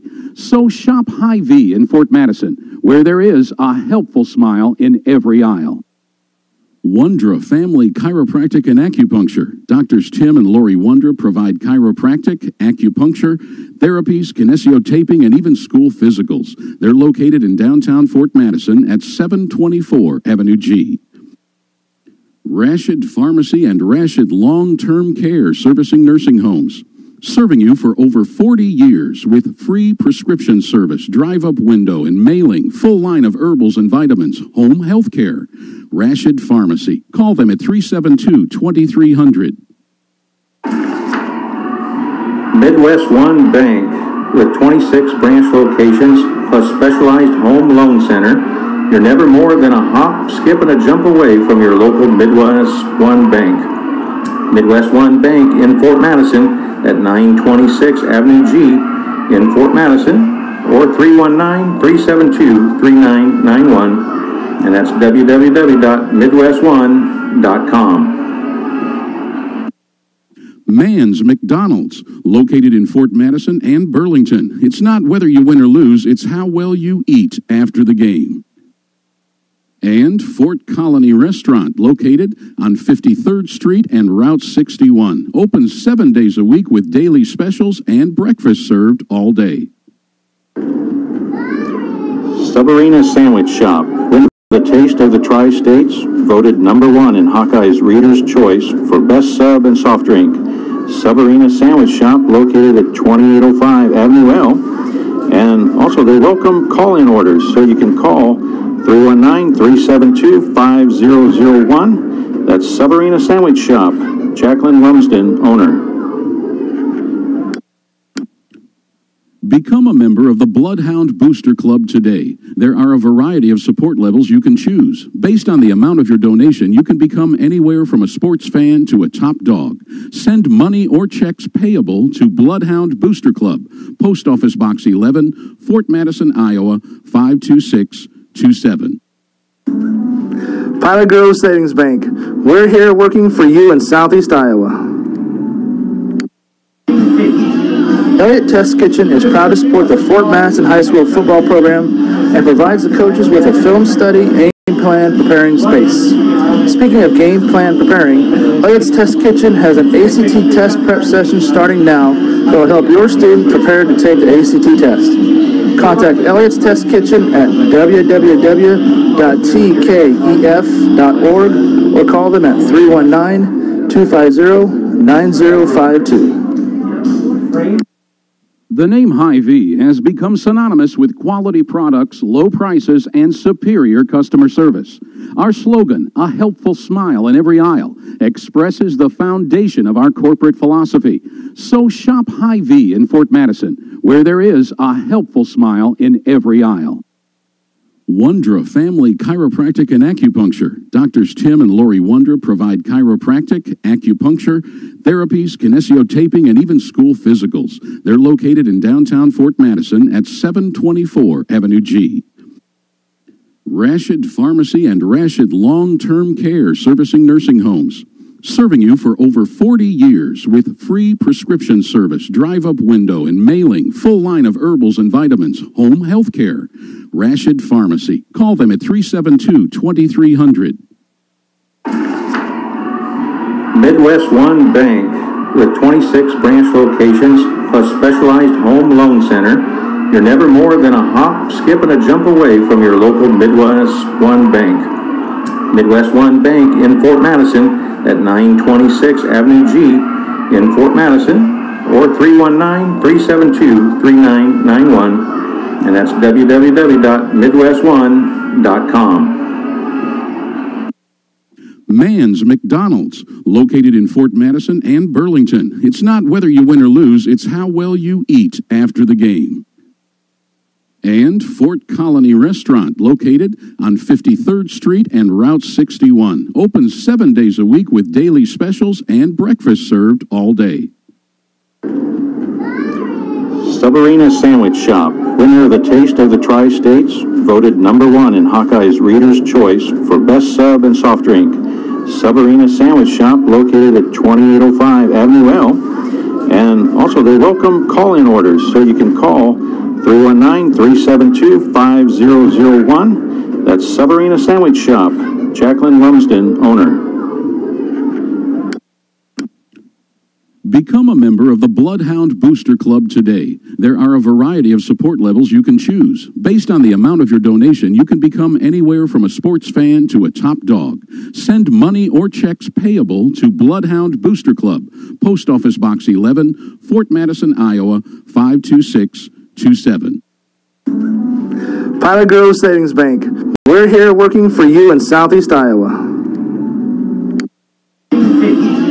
Elliott Test Kitchen is proud to support the Fort Madison High School football program and provides the coaches with a film study and game plan preparing space. Speaking of game plan preparing, Elliott's Test Kitchen has an ACT test prep session starting now that will help your student prepare to take the ACT test. Contact Elliott's Test Kitchen at www.tkef.org or call them at 319-250-9052. The name Hy-Vee has become synonymous with quality products, low prices, and superior customer service. Our slogan, "A helpful smile in every aisle," expresses the foundation of our corporate philosophy. So shop Hy-Vee in Fort Madison, where there is a helpful smile in every aisle. Wondra Family Chiropractic. Doctors Tim and Lori Wondra provide chiropractic, acupuncture, therapies, kinesiotaping, and even school physicals. They're located in downtown Fort Madison at 724 Avenue G. Rashid Pharmacy and Rashid Long-Term Care, servicing nursing homes. Serving you for over 40 years with free prescription service, drive-up window and mailing, full line of herbals and vitamins, home health care. Rashid Pharmacy. Call them at 372-2300. Midwest One Bank, with 26 branch locations plus specialized home loan center, you're never more than a hop, skip, and a jump away from your local Midwest One Bank. Midwest One Bank in Fort Madison at 926 Avenue G in Fort Madison, or 319-372-3991, and that's www.midwestone.com. Mann's McDonald's, located in Fort Madison and Burlington. It's not whether you win or lose, it's how well you eat after the game. And Fort Colony Restaurant, located on 53rd Street and Route 61. Open 7 days a week with daily specials and breakfast served all day. Subarina Sandwich Shop, winner of the Taste of the Tri-States, voted #1 in Hawkeye's Reader's Choice for best sub and soft drink. Subarina Sandwich Shop, located at 2805 Avenue L. And also they welcome call-in orders, so you can call 319-372-5001. That's Subarina Sandwich Shop. Jacqueline Lumsden, owner.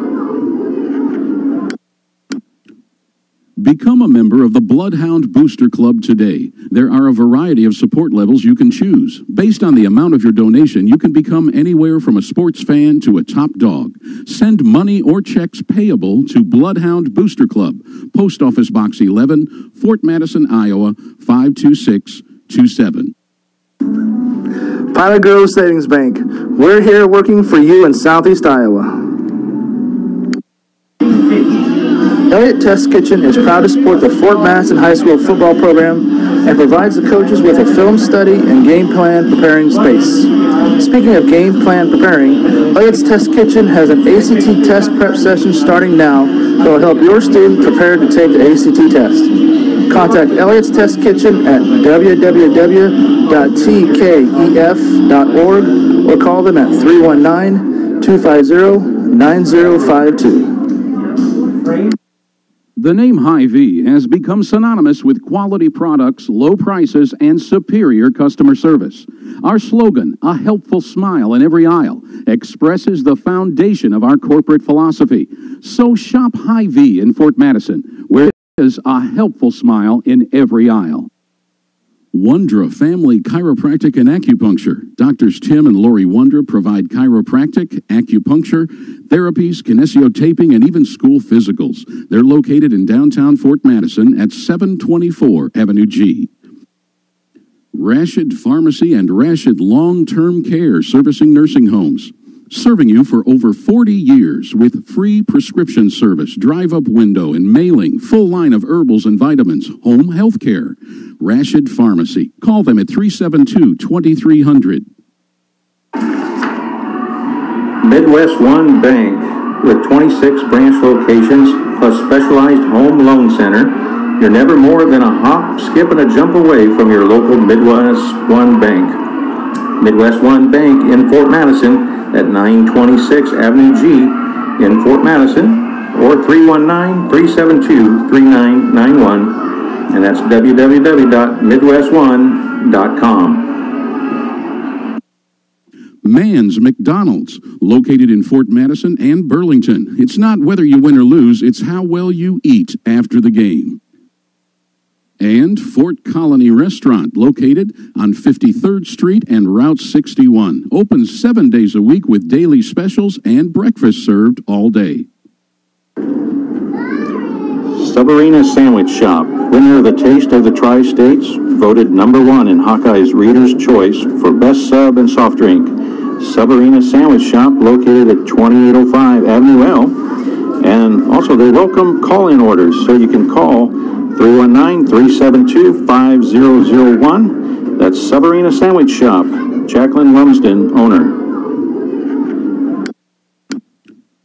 Become a member of the BloodHound Booster Club today. There are a variety of support levels you can choose. Based on the amount of your donation, you can become anywhere from a sports fan to a top dog. Send money or checks payable to BloodHound Booster Club, Post Office Box 11, Fort Madison, Iowa, 52627. Pilot Grove Savings Bank.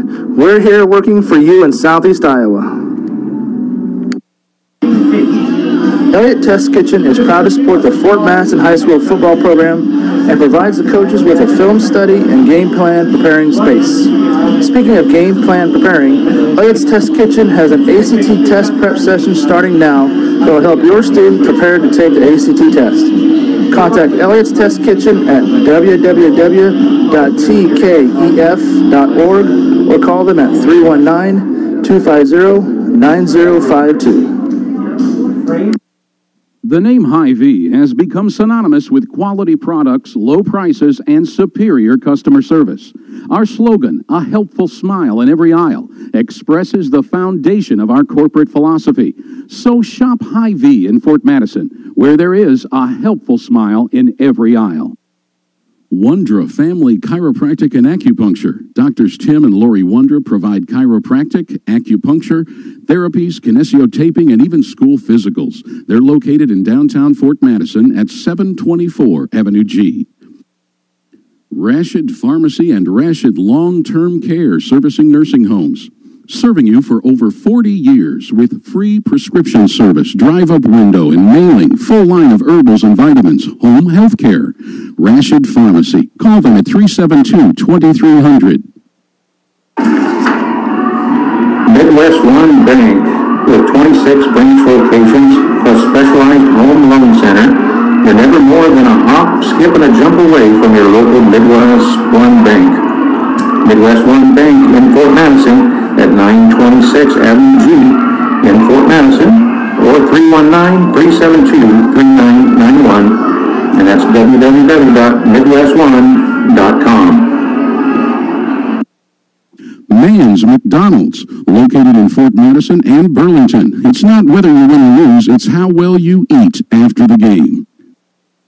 And Fort Colony Restaurant, located on 53rd Street and Route 61. Open 7 days a week with daily specials and breakfast served all day. Subarina Sandwich Shop, winner of the Taste of the Tri-States, voted #1 in Hawkeye's Reader's Choice for Best Sub and Soft Drink.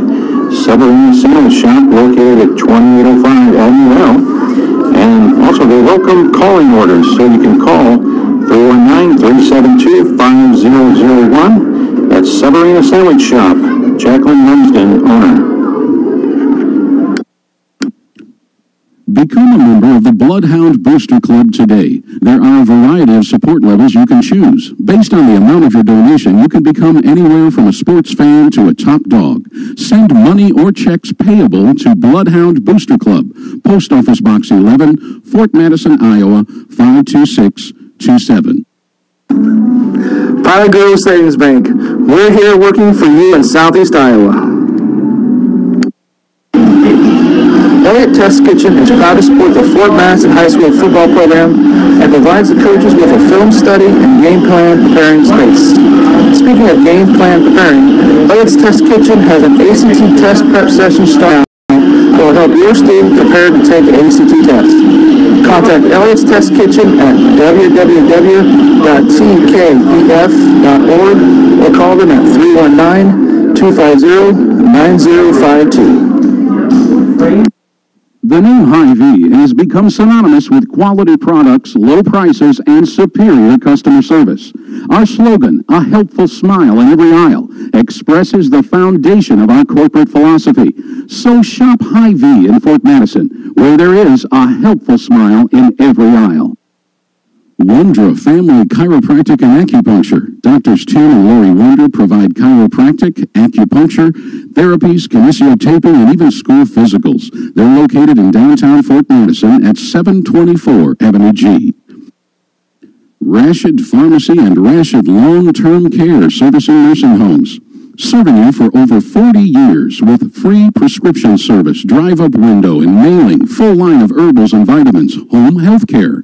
Rashid Pharmacy. Call them at 372-2300. Midwest One Bank, with 26 branch locations plus specialized home loan center, you're never more than a hop, skip, and a jump away from your local Midwest One Bank. Midwest One Bank in Fort Madison at 926 Avenue G in Fort Madison, or 319-372-3991, and that's www.midwestone.com. All right, we get set to go in this third quarter here. The Bloodhounds will be kicking off to West Burlington, who's going to start this third quarter with possession here. Long, high deep kick, taking up the goal line there by West Burlington. He's going to bring it up the left sideline. He's going to get brought down by number 7 of the Bloodhounds. Diego Lozano. Diego on the tackle there. Good play. Snodgrass brought that back and to the near side, and Diego came over and took it down inside the 30.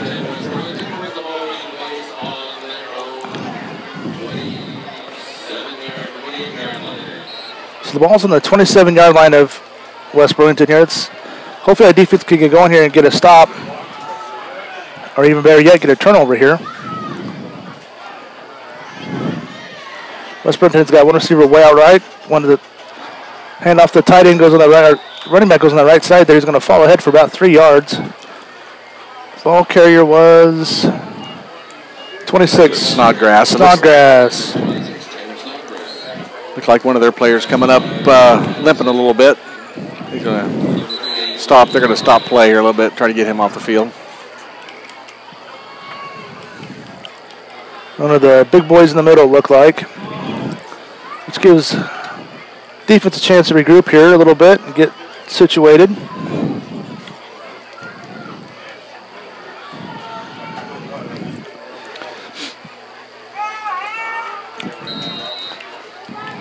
So now that brings up a 2nd and about 7 for West Burlington now, as the ball is on the West Burlington 31-yard line here. Again, we got one receiver left, one far to the right of the right. 2 receivers behind the quarterback. Quarterback's going to keep it going down the right side there. He's looking to get the edge. Chance makes some pitch. Bad pitch. Ball's on the ground. Picked up by Bloodhounds. There's the turnover. And the Bloodhounds are going to run that back in for a touchdown. Tyler O'Toole, and great job by Chance coming up, putting pressure on that quarterback, causing them to make a bad pitch. And Tyler was able to pick that ball up on the roll there and just run that back down that left sideline in for a Bloodhound touchdown.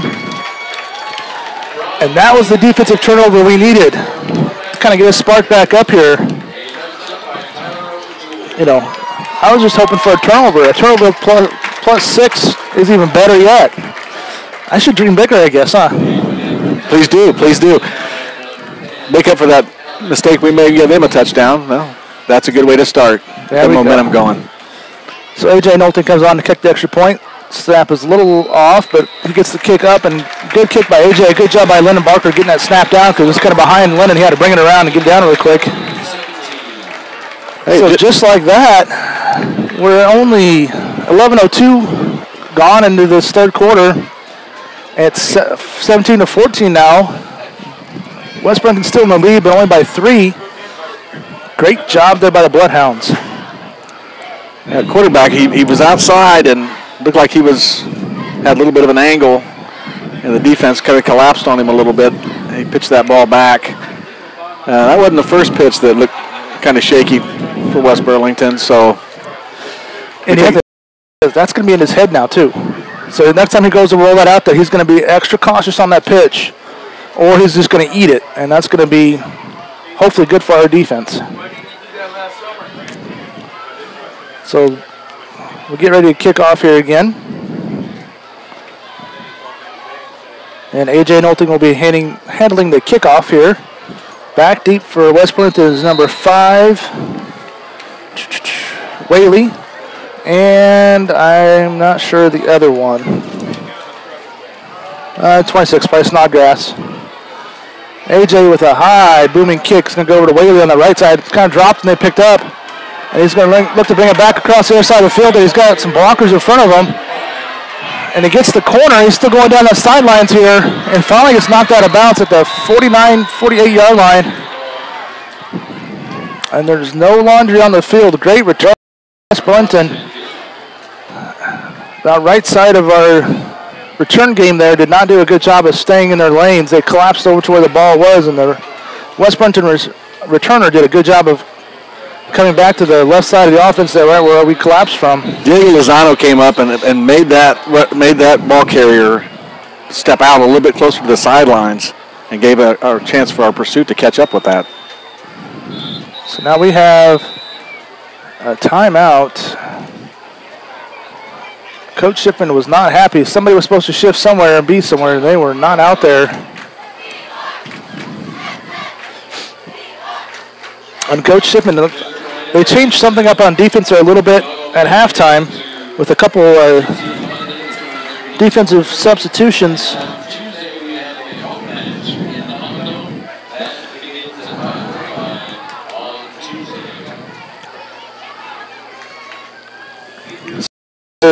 Again, changing things up a little bit on defense, going maybe a slightly different personnel to try to handle the West Burlington's speed and agility on those pitches.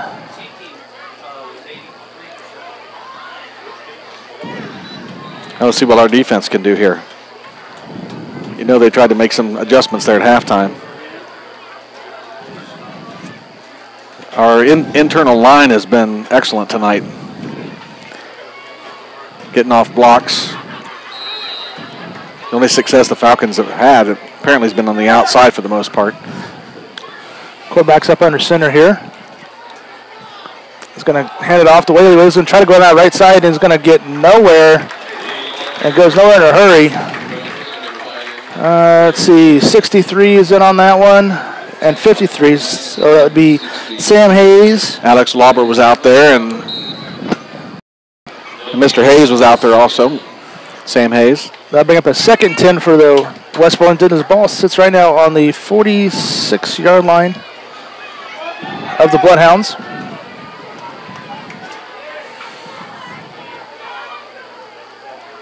Good ball carries on the right side. He's going to again go nowhere.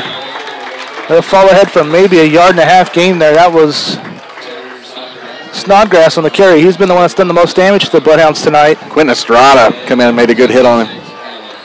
Quentin Estrada. I think we're going to see some of our older guys here stepping up and saying, okay, that's enough, and putting the hammer down here. So it's going to be up a 3rd and about 7 here for the West Burlington Falcons.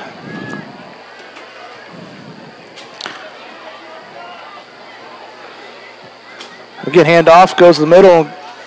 It's going to go nowhere. Whaley's still moving his feet, but the fumble, the ball's loose. They're going to say, no, he was down. They're blowing the whistle dead. Darius Whaley was the carrier there. That's going to... 4th down. And they bring out the punting team here. Again, this will be the time. Watch out for a fake punt. Alex Scully's in the back. Take this kick.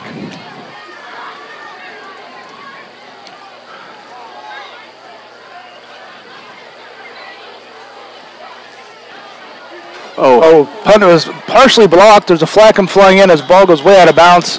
I want to guess offsides on the Bloodhounds maybe. Let's see here. That left side of the defense got in there awful quick. Oh, it's going to be on the offense. Oh, I'll take that even better. Like a legal procedure.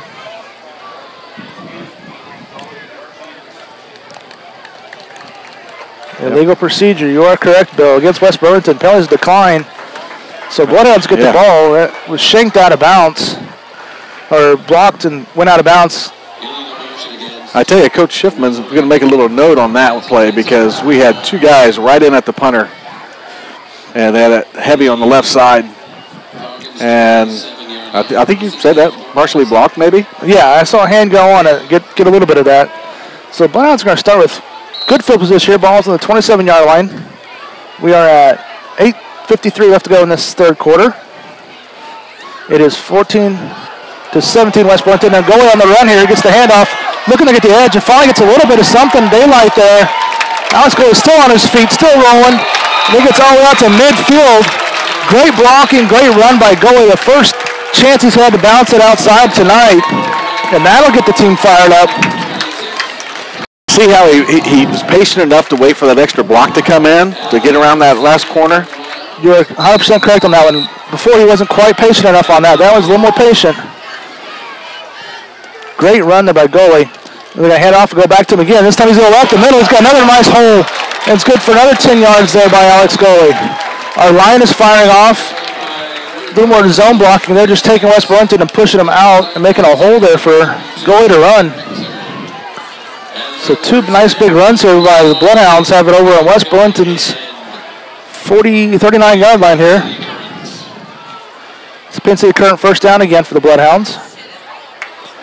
And now we're going to go for a pass. Barker under pressure is going to throw behind Lorenzo Riles, but Lorenzo reaches back and makes the great catch.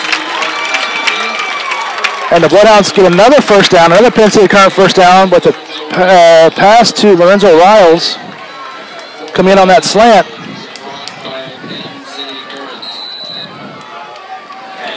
And we got Diego Lozano's coming back in real quick to give Goey a quick breather.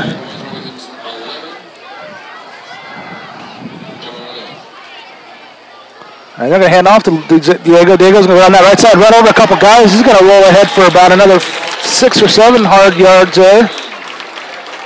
And the Bloodhounds are getting a little bit of that pop, a little bit of that, I can't say cockiness, but that a little bit of edge back to him again. I think we can see a little bit of what Coach Schiffman had to say at halftime.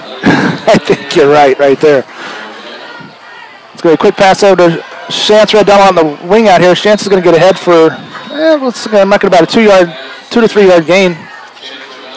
You know, it's not a huge gain, but that keeps West Burlington at home there. That keeps them honest on that. They got to respect that play. Because if you don't, Shantz is gone. So now we've got a 3rd and 2 here for the Bloodhounds. The goalie's in the backfield again. Oh, yeah. West Burlington. Let's see if they got him to jump. They're going to call it on us. They're going to call it on them. What do we got here? Yep, offside defense. Yes. We'll take that. We'll take that first down for the Bloodhounds. We'll take it that way. So now that spots the ball on the 11-yard line, looks like. So it'll still be a 1st and 10. We can get a first down without getting a touchdown here. I'll just take a touchdown, though. It's another good for a Penn City current first down. Barker under pressure is going to roll the pocket to the right, trying to direct traffic. He's going to tuck it and scamper down the sideline. He's going to go out of bounds. I think I'm marking back at the 6-yard line. I thought he got a little bit further upfield than that. But that was a great job of Barker trying to create something out of nothing. They got pressure again. So I'll bring up a 2nd and about 7, or 2nd and 4, I'm sorry. Hand off to Goey. Goey pops inside and goes outside, goes to the right side. He's going to be close, depending on the spot. I think they're going to mark him down like about the 1 foot line. It did look like he got across there, but they're going to mark him down, but that's going to be a first down. It's going to be a Penn City current first down for the Bloodhounds. And they're back at the line. They're not waiting. Heck no. And Barker tries to go up the middle there, and finally, I think 2nd or 3rd effort. I don't have a signal yet, but surely he got in. Come on, guys. We don't have an official signal yet here. They unpile everybody. Wow. They're going to say no. They are not giving them a touchdown yet. Nope. That would be a 2nd down. No, that's 2nd down. It's going to be a 2nd down for us. They're say short.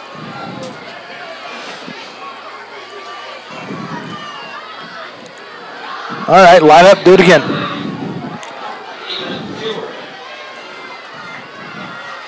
Okay, this time it goes right to goalie. Goalie's going to go in. This time, no doubt. Goalie on the right side. Good for another Bloodhound touchdown. And just like that, Bloodhounds have jumped up.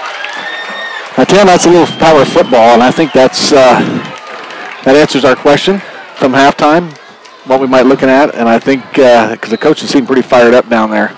Coaches are fired up, players are fired up. We kind of have that edge back. We haven't had that edge since from Oskaloosa. We're still kind of down. Even the first half, the first game, or the first quarter, we had that first fumble. We kind of were not quite ourselves.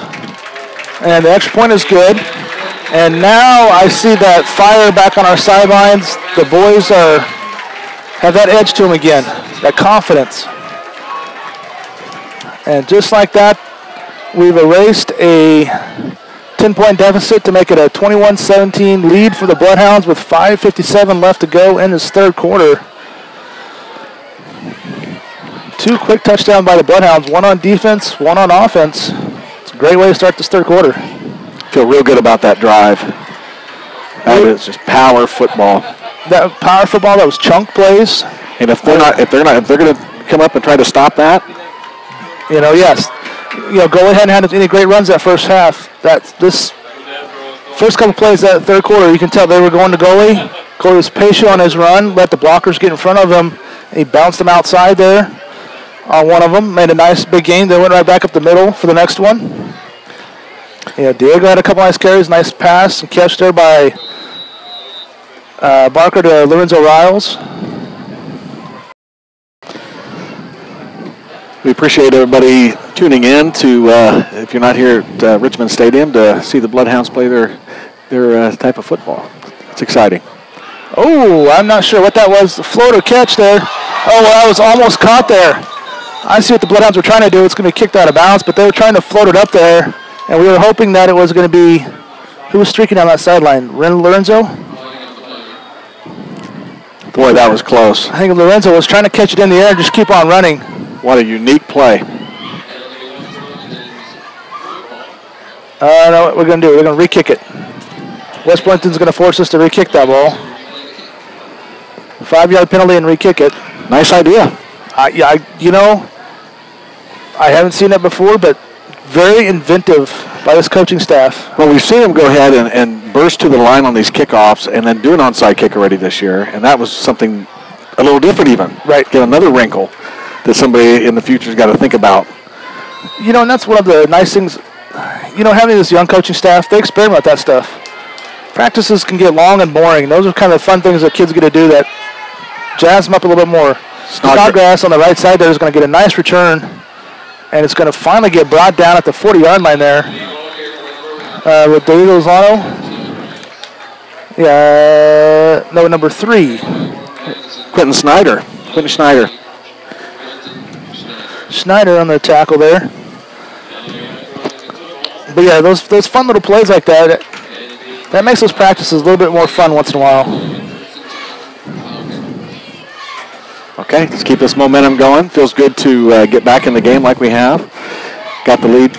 Now let's see what this defense can create us some more. Quarterback's up under center. It's going to drop back, looking to pass this time. Tipped at the line of scrimmage, incomplete. And receiver of the is back. Quarterback got pressure on him. Defensive end back there. Whoever on the left side defensive end. Got his hand up there to block it. I think that might have been Elijah Barnes that might have got his hand up there. He's out there on that left end. Looked like he stopped rushing and just got his hands up. Saw he was going to pass. Well, that wasn't, I tell you. That was nothing on that play either. Yep, right up the middle. Great job, defense. First half, those were popping open. Now like I said, coach has made some adjustments at halftime there, and we've been stopping those defensive runs, or those offensive runs right up the middle. Yeah, we got to look for maybe the Falcons to get outside a little bit here again. We're going to try to pop it around the corner, I bet.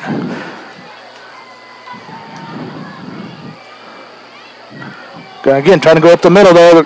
Running back's, he's going to get through there. I don't know how he got through there. It's going to be a first down He's going to get brought down at the BloodHound 35. I don't know how he got through that mess there. Look like one adjustments the BloodHounds have made with our 4 linebackers. We're bringing the 2 around the edge there, almost like extra defensive ends.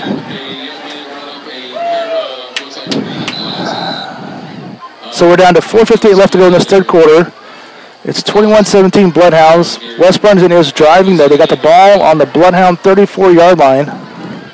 1st and 10. They're going to hand off to the running back, going up the middle there. And Snodgrass had an opening and then gets hit by Shantz and stood up, and then the rest of the team comes to finish him off. But Shantz read Donald, Shamo read Donald, and Shantz was the main stopper on that one, the 57. Damon Settles come in to help kind of fish it off too. Tyler O'Toole was in on that also. So that brings up about a 2nd and about 4. Okay, let's see the defense step up here a little bit.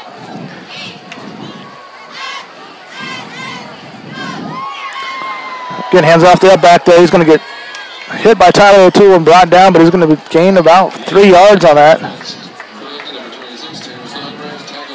Nice thing I saw on that one, Tyler come away from his linebacker spot there and just shot the gap there greatly. So we got a 3rd and short for West Burlington, about a 3rd and a yard. Ball sits on the 26-yard line of the BloodHounds. Let's see if we get some penetration here.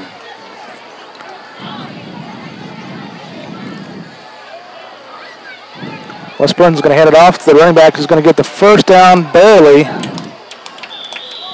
Let's see where they're going to spot him at here. They're going to get him about the 20 or down. So there he'll get 1st down by the yard there. So our defense has got to get a stop here. We've seen the West Burlington's field goal kicker. We're in his range right now. Let's hold him to another 3. Or you better yet, take the ball away. There we go. And even go score another pick 6. How about that? Let's get that. Let's knock that ball back a little bit, maybe. Again, hand down back to up running back. And he's going to get the edge, and he's going to get, looks like close to another 1st down for West Burlington there. Well, I tell you what, was that Snodgrass that took that fake, but boy, he got hammered when he went in that line. Yeah. Without the ball. He was very slow to get up there. That brings up a 1st and goal. No. 1st and 10 for West Burlington. The ball's on the 12-yard line. Our defense needs to come up with a big stop here.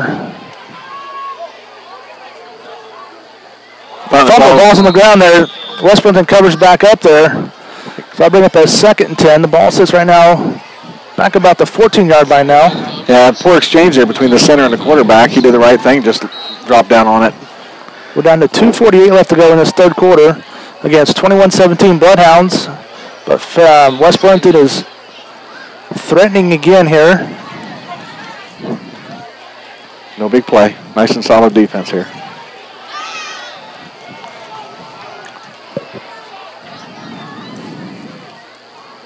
Quarterback's going to try to run up the middle, hand off. He goes. Running back's got nowhere to go. That was Whaley again on the carry. I see Sam Hayes in there. 63. Looks like it was in the bottom of the pile there for the BloodHounds. Alex Lauber. And they're going to say he gained maybe a yard back to the original line of scrimmage, and that was it. Okay, big down here now for Fort Madison. So we got 3rd down here. 3rd and 10. 1:55 to go in the third quarter.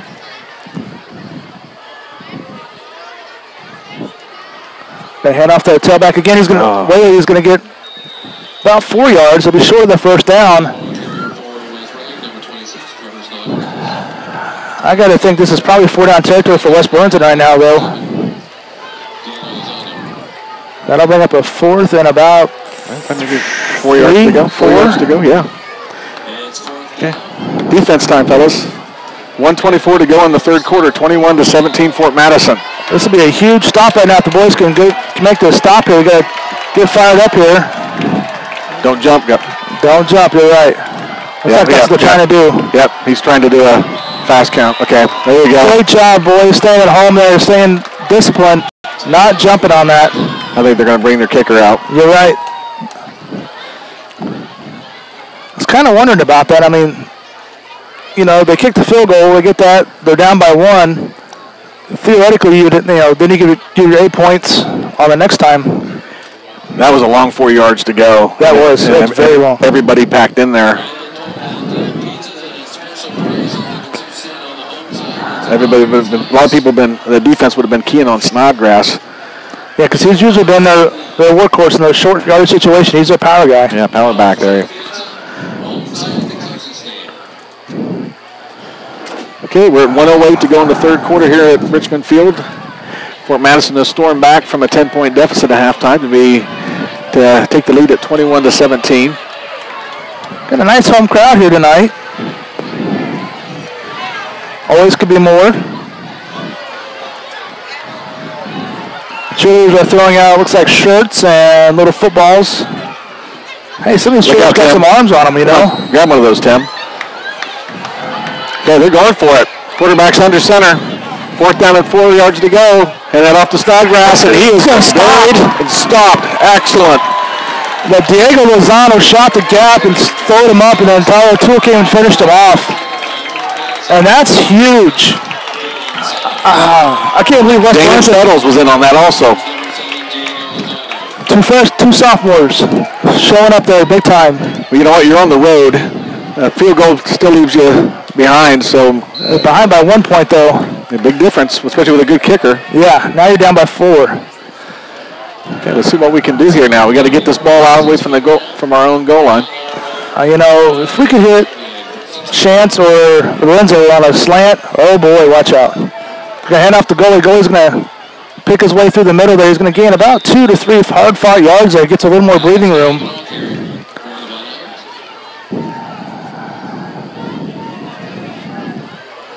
Again, we're down to 47, 46 seconds left to go in this third quarter.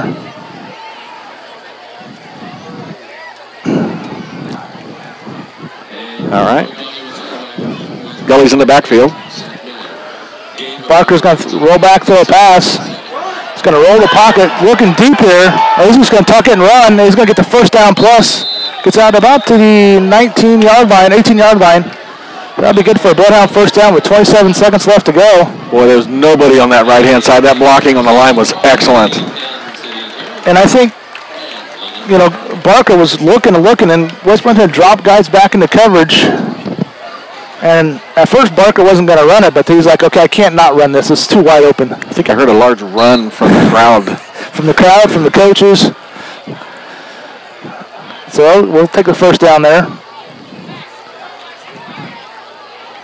High snap. Barker gets it down. He's going to get under pressure. He's going to lob it over the sideline, trying to get Chance. It's just incomplete.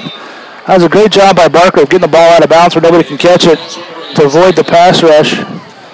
Sometimes the best pass is an incomplete pass into the sideline.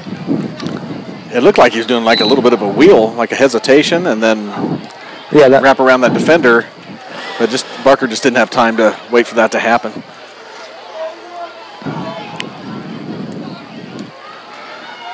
Barker's going to keep it. He's got the left side here. He's doing some blocking. We got a flag come in and block in the back there. And Barker's going to give a huge run. Gets all the way out to the 47-yard line. That's going to get called back. You know, that's kind of unfortunate because that block did not have anything to do with that play. Well, it's like the defender almost backed into into our blocker who was standing there, and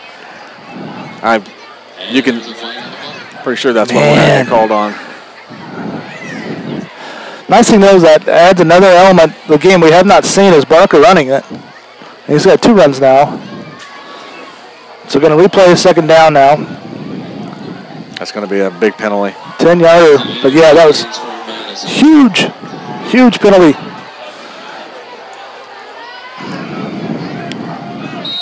But now it's something that West Burlington has to keep in mind. Barker will run it. You know, he hadn't shown that on film before yet. Barker's going to roll the pocket to the right side here. Under pressure, he's going to throw. He's going to hit Logan out here. Logan Allen's going to roll ahead for about 2 to 3 yards and get taken out of bounds.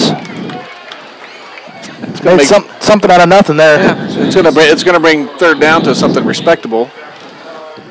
Let's see what they have to work with here. Looks like about 7 yards to go on third down.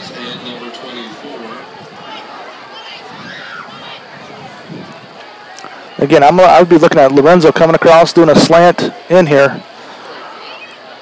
If Barker's got the time to throw it. We got a whistle, timeout, West Burlington. Because the West Burlington secondary had shifted over to this right side. That left Lorenzo one-on-one wide open over there. 3.6 seconds left to go in the third quarter. 21-17 Fort Madison. Again,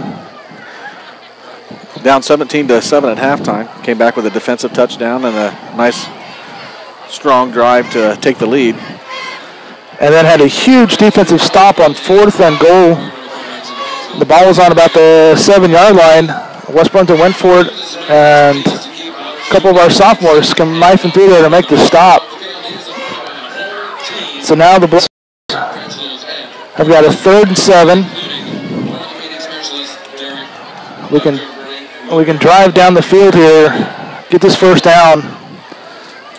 That might be enough to kind of knock West Burlington out. That's going to make him maybe throw the ball a little bit. So if we can get another score in here. And they start throwing, I like our chances even more. Big third down here for the BloodHounds. Barker's looking back. He's got all day to throw. He's got to throw deep. Just overthrows Lorenzo Wiles. Lorenzo was cutting in, and Lennon went to the outside shoulder of Lorenzo. Just wasn't quite able to adapt to that, make that catch. They had it. If Lennon could have led Lorenzo just a little bit more in front of him, that would have been, he'd still be running. And he had a little bit more time to throw that. But he was back there quite a bit. I know that little clock in his head was probably going. Yeah, that great blocking on that line. I saw one of the West Burlington guys try to attack, and he got knocked on his backside. I believe that would be called a pancake block. Pancake. By the right tackle. I'm not sure who was playing right tackle there, but. Well, I tell you, that was a good third quarter, but we need to come in here and start finishing this. You're right. Good, great third quarter. Now we got to put our way in the fourth quarter. Real quick, we'll thank our sponsors again: Pilot Grove Savings Bank, Elliott Test Kitchen, Hy-Vee Food Store, Mann's McDonald's, Rashid Drug, Submarina Sandwich Shop, Wondra Chiropractic and Acupuncture, Fort Colony Restaurant, Pizza Hut, Midwest One Bank, and the BloodHound Booster Club. Thank you very much for your sponsorship. All right, fourth quarter. We're going to keep going here. So now it's going to be a 4th and 7. I'm assuming Barker's going to punt from this formation here. And Lennon gets a nice, big, booming punt away. Fair caught signal, but didn't make a catch. And great BloodHound roll.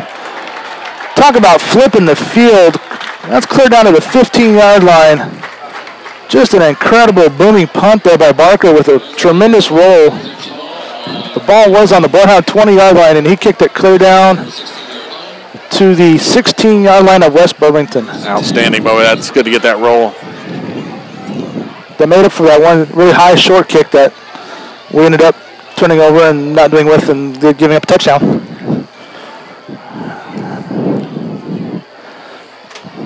So we're 11:47 left to go. It's the fourth quarter, 21-17 BloodHounds. West Burlington gets the start of their possession here.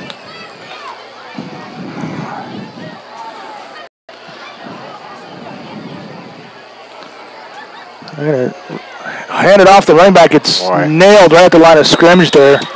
Great job by, well, maybe this is in on that. 57. Sam Hayes is in there. Maybe this, who's 57? Nathan Settles. Settles again. Man, he's stepping up, having a great game. Well, that defensive line has really just plugged that inside up. The only really good play they got out of that was when their running back bounced outside because he was bottled up inside. So that brings up a 2nd and 9. The ball's on the 17-yard line of West Burlington. We're going to hand it off to Whaley. Trick down to the left side here, and he's got nowhere to go there. You get the feeling that maybe one of these times they're going to just fake that step back and try to throw one deep on us. See if they catch one of our defensive backs cheating. He's got Tyler O'Toole on that tackle, and I want to say 66. That would be Alex Kraft again on that tackle, too. 10:46 to go in the fourth quarter. 3rd and 7. Ball's on the 20-yard line of West Burlington. Try to pitch it to the outside here. He's going to try to get the corner. Sam Hayes. Sam did a great job of closing out that left corner. Quentin Lozano was coming in over top to finish it off, but didn't need to. Sam took him down by himself. You know, you saw on the previous series that Whaley got hit one time trying to go inside there, or Snodgrass, trying to go up the middle there, got popped, but he didn't have the ball.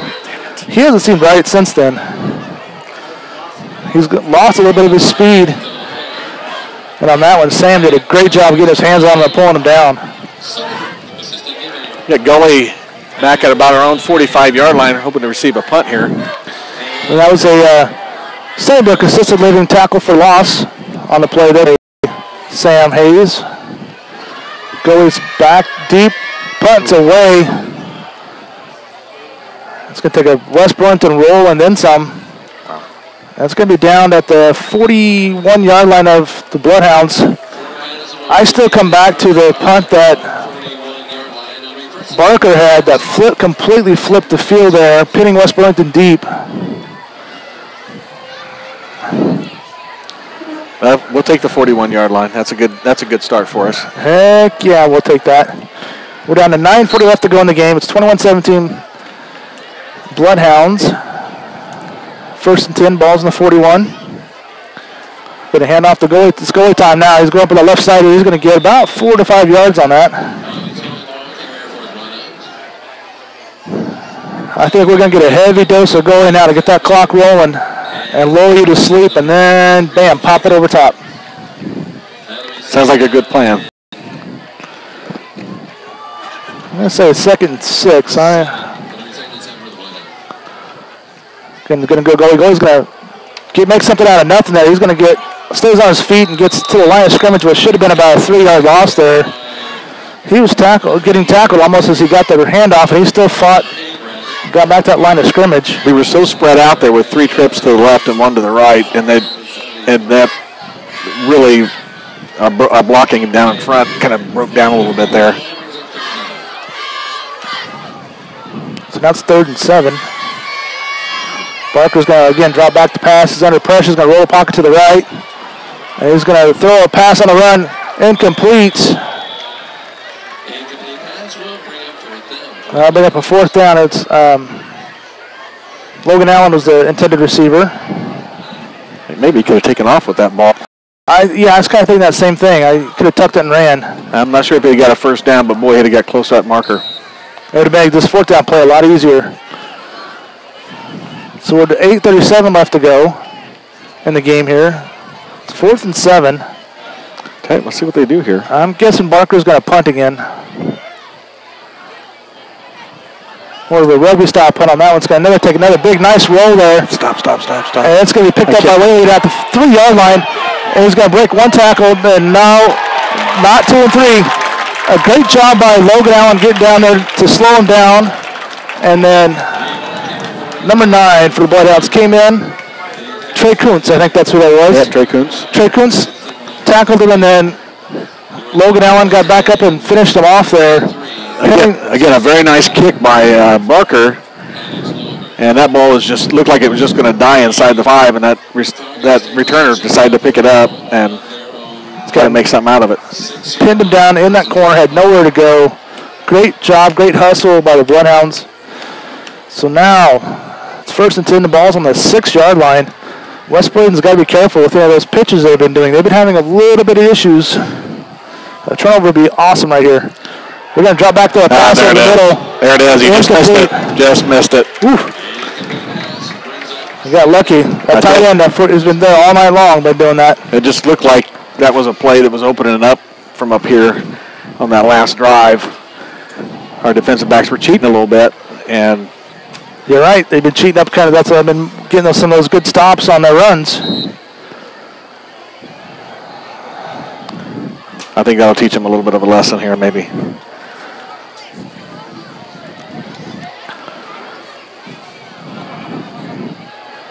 Okay, 21-17 Fort Madison, 4th quarter. Hand off. The quarterback's trying to pitch it to the left side. Go to Whaley. He's on the left side. He's got the corner. And he's going to run up for a first down. Quinn Lozano chases him down and runs him out of bounds. But that was about a 12 to 15-yard gain there for West Burlington. Well, the numbers weren't too good in the backfield there on that after that pitch. He started coming to the right side, faked the handoff, stopped, pivoted, turned around, pitched behind him, which is usually a very dangerous pitch to make. Especially near the goal line. Yeah. When he got outside, we only had a couple defenders back there. And the receiver did a good job blocking our defensive back. So that's a 1st and 10 balls on the 18-yard line now of West Burlington. 8:16 left to go in the game, 21-17 Bloodhounds. It's going to be handoff going to running back on that left side. He's got a little bit of room there. Chance comes up there and lays the hammer down. Snodgrass, I guess, is going to be on the carry.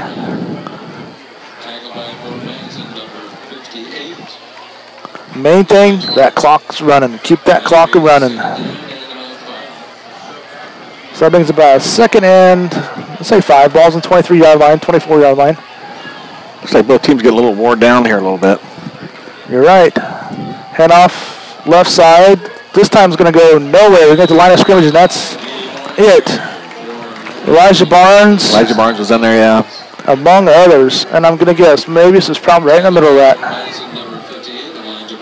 Yep, Dalton Mabius right in the middle there. You just don't move that guy out of the way. Dalton's always, if you're in the middle there, Dalton Mabius is always right there in the middle. And going both ways. Playing that center position, also on defense. Good conditioning. Just a great asset to have on a team, a guy that can do that.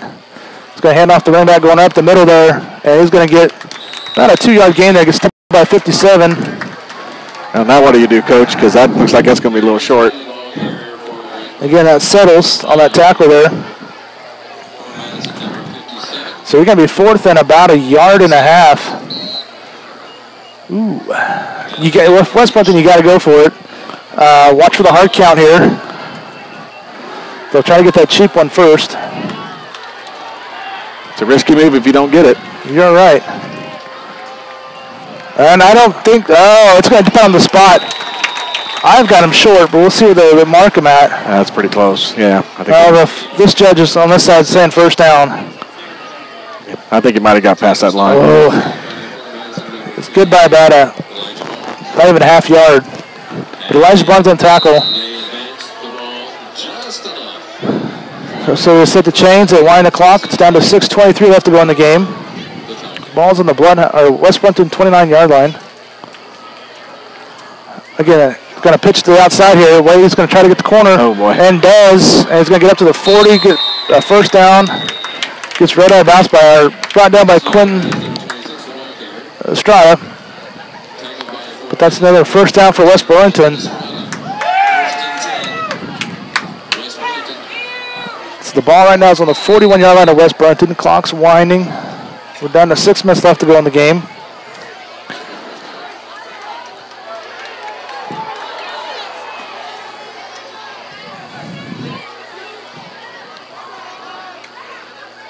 Again, hand off the running back going on the left side. He's got nowhere to go. Elijah Barnes in there. Barnes, 66 is Alex Kraft in there. Diego Lozano. Alec Kraft. That's a gain of, they're going to give him a gain of about 1.5 yards. Main thing is that clock keeps running. I think the Falcons are going to need to get outside if they're going to try to make some good yardage here. That middle is pretty bottled up by the Bloodhounds.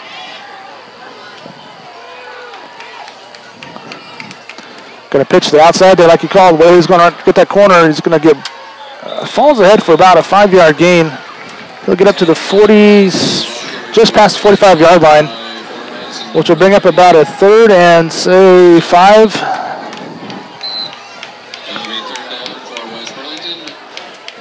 Just under 5 minutes to play in the 4th quarter now. West Burlington's doing a very slow, methodical drive here. Hopefully this does not work out for them.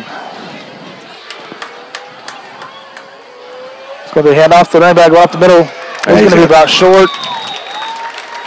Kraft and Mabius. I'm sorry, Settles. Settles in there, 57. That was Whaley that went up the middle there. And it's going to... This is a little bit more. This is a fourth, and I would say 4. Ball's on the West Burlington 47.5-yard line. And we're getting down to close to the 4-minute mark. Let's get a stop here. This is huge. This could be a big turning point right here in the game. Don't jump. Whatever you do, don't jump. Gonna throw back to Wage. Pitch has a halfback pass. And he's got a wide. No. Goalie's gonna come from behind, tackle him, but it's gonna be good for a first down and then some. We can see it coming, and goalie sucked up there. Halfback option pass. Boy, we're lucky that goalie got down there. So that's going to bring up a first, and it's going to be first and goal. What are we at here? Yes, inside the 10-yard line. It'll be first and goal for West Burlington.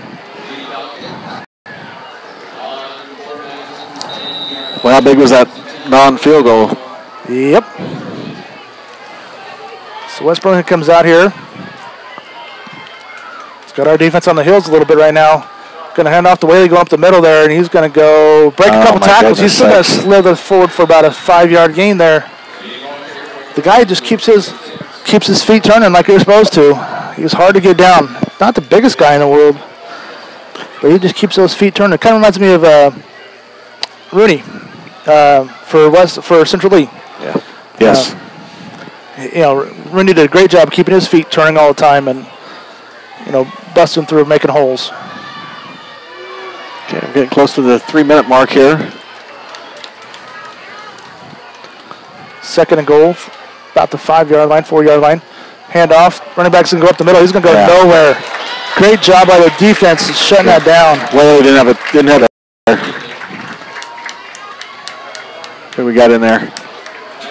Settles, Riles. Damon Settles. Okay, third and goal. Third down and 4 from the 4-yard line. Third and goal from the 4. Again, we're getting down to the 2.5-minute mark. 21 Fort Madison, 17 West Burlington. Defense needs a big stop here. Going to pitch out. Wade's going to try to go outside there. And he's going to get hit. And he's going to be short, just short of the goal line, looks like. That'll bring about a 4th and 1 maybe.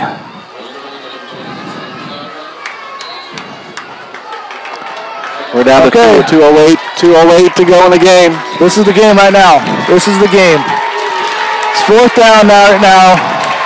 4th and goal. Ball's on the 1.5-yard line. I think they're going to let the clock wind down. They're going to call a timeout here. I think West Burlington's going to call a timeout.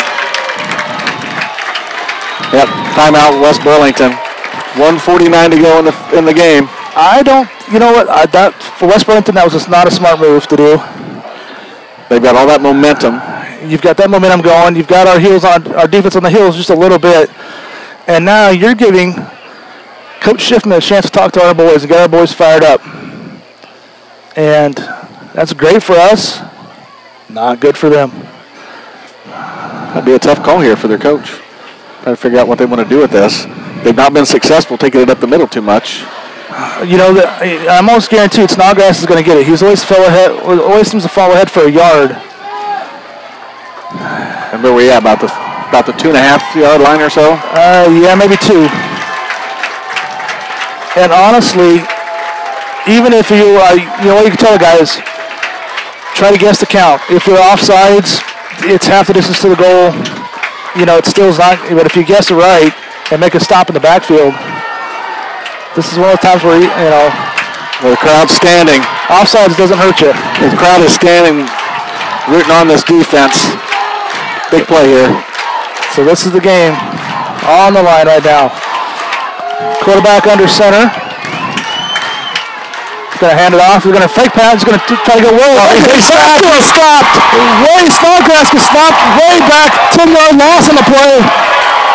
The BloodHound defense shot through there. And the right quarterback had nowhere to go. He tried to patch it out there. Okay, guys. Outstanding defensive play.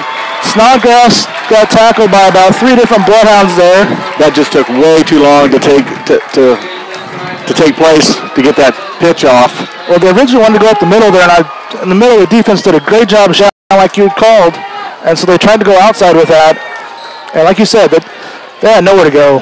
Just took too long to get him the ball, and then by then there was too many Bloodhounds in the backfield. All right, so now we're 1:42 left to go. We got to be careful with the ball here. The nice thing is that gives there's about a 6-yard loss on that, so that gets us to start here at about the 8-yard line. Yeah, you're not standing right on the goal line. You're good call on that. It's going to hand off the goalie. Goalie's going to try to go that right side. It's going to be tackled for a little bit of a loss, so maybe about a yard loss. You know they're gonna be keying on Mr. Gully, so main thing is that gets that clock winding going. Yeah, but that's a tough 3-yard loss there. Trying to remember how many timeouts that West Burlington. I know they took at least one. Right. I want to say, I think they still have one left. I want to say. So now we got to make some positive yardage on this one. We can't have another loss. Gully's pretty good at holding on to the ball, so.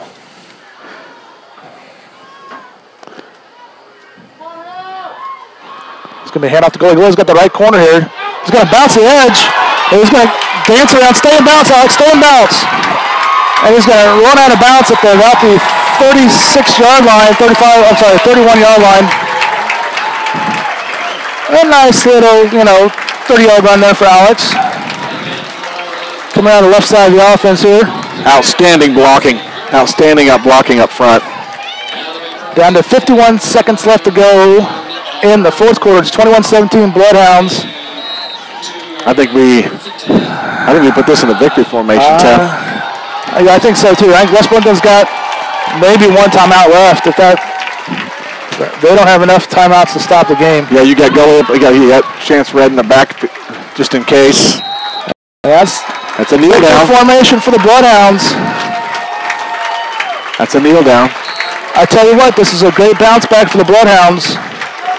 After getting beat by Oskaloosa, West Burlington fought back. They were a very tough team. Yeah, they're a very disciplined team. They come in and played some good football. Didn't turn the ball over too much. Played hard-nosed football, but Fort Madison came back and played the second half like they should have. Outstanding. And West Burlington, like I said, switched their offense up. There we go, guys. After 2 games, they didn't have a whole lot on film yet to know what they're going to do, but man, great job there. Great job for the Bloodhounds as we meet at half at the 50-yard line, shaking hands. And that's it, that's final. 21-17 Bloodhounds came back from a 10-point deficit at halftime, down 17-7. They get a defensive touchdown, 2 offensive touchdowns. Defense gives up some yardage, but no touchdowns. West Burlington got no points in that second half. They had a chance to go for a 3-point or field goal. Went for it on 4th down. We stopped them. Twice we stopped them inside the about the 5-yard line, inside the 10-yard line. 2 big stops on defense in that second half, and and of course that third and fourth quarter really went fast due to the fact that both teams decided they're going to run the ball. You're right. And of course Fort Madison eliminated those mistakes they were making in the first half. Started playing some hard-nosed football, and good adjustments by the coaching staff. I will second that. Our coaching staff was able to make some adjustments in-game, and then definitely at halftime, really made some great adjustments to come out there, stop West Burlington's running game, plug up that middle, and then take advantage of the offense. So we did not have a very good passing night tonight. Receivers were off a little bit. Barker was off on a couple of his throws.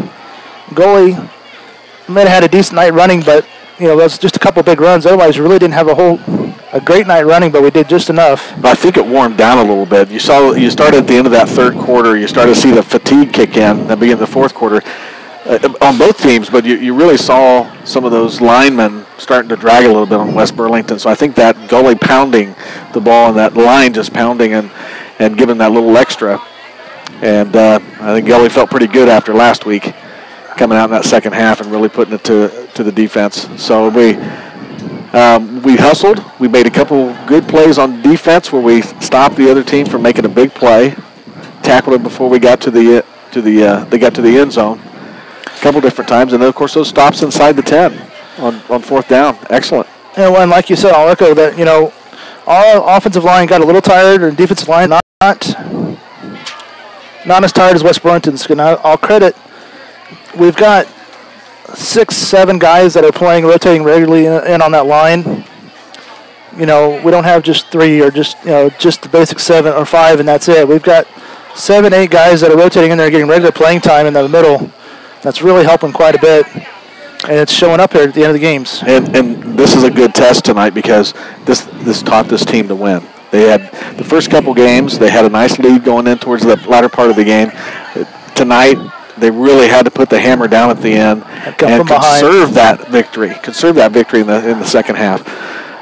Coming back here from halftime, and then they had to conserve it in the fourth quarter, make a couple big stops, like I said, they did. I tell you, that's a nice win. I think that's a better win than winning by 35 points because these players really learned how to win. I think you're right, and then that's one of the things we had to do is the learning how to win, learning how to trust yourselves and believe in yourselves to fight from, being down. This time was 10 points, but being down and be able to still come back and not immediately hang your head and say, okay, that's it, game's over. So, great job tonight. Again, next week, let's see, we have home versus Mount Pleasant, September 22nd. That'll be another big, big test. Mount Pleasant's got some really great senior class up there. They're just full of athletic studs. And they do run the ball real well. Yes. I think Washington and Mount Pleasant last week was a nail biter, and both those teams are good quality programs. So it was West Burlington Washington won 16-14 on like a 2-point conversion kind of thing at the end of the game, basically, because it was tied up in the second half on that game. So great job tonight. This is a feel good. Halftime, we were looking. We're making those mistakes in the first half. Just a few mistakes really cost us, and we come back. We did it with poise and we did it with determination in the second half. Really proud of Fort Madison, and the coaching staff did a great job of keeping them on task, I think. And like I told you at the end of the game, there, don't call a timeout and give our coaches a chance to talk to our defense, get them fired up. So, anyway, I want to thank our sponsors for making our broadcast tonight possible: Pilot Grove Savings Bank, Elliott Test Kitchen, Hy-Vee Food Store, Mann's McDonald, Rashid Drug, Sabrina Sandwich Shop, Wondra Chiropractic and Acupuncture, Fort Colony Restaurant, Pizza Hut, Midwest One Bank, and the BloodHound Booster Club. And if you feel like you want to sponsor one of our broadcasts here, get a hold of me, Dr. Tim Wondra. You can email me at drtwondra@gmail.com or bloodhoundsports.com. And thanks for listening. We happen to see that there's more and more people each week are tuning into our broadcast that can't be here. And with this exciting brand of football that Fort Madison is bringing, please share the information that we're here. And if you're not able to make it out to Richmond Stadium to get on YouTube and watch the live stream broadcast, and we'll try to do the best we can to let you know how our football team is doing here, and much of quality football. So thanks for watching again tonight. Again, a Bloodhound victory, 21-17 Bloodhounds, and we'll see you next week for Mount Pleasant.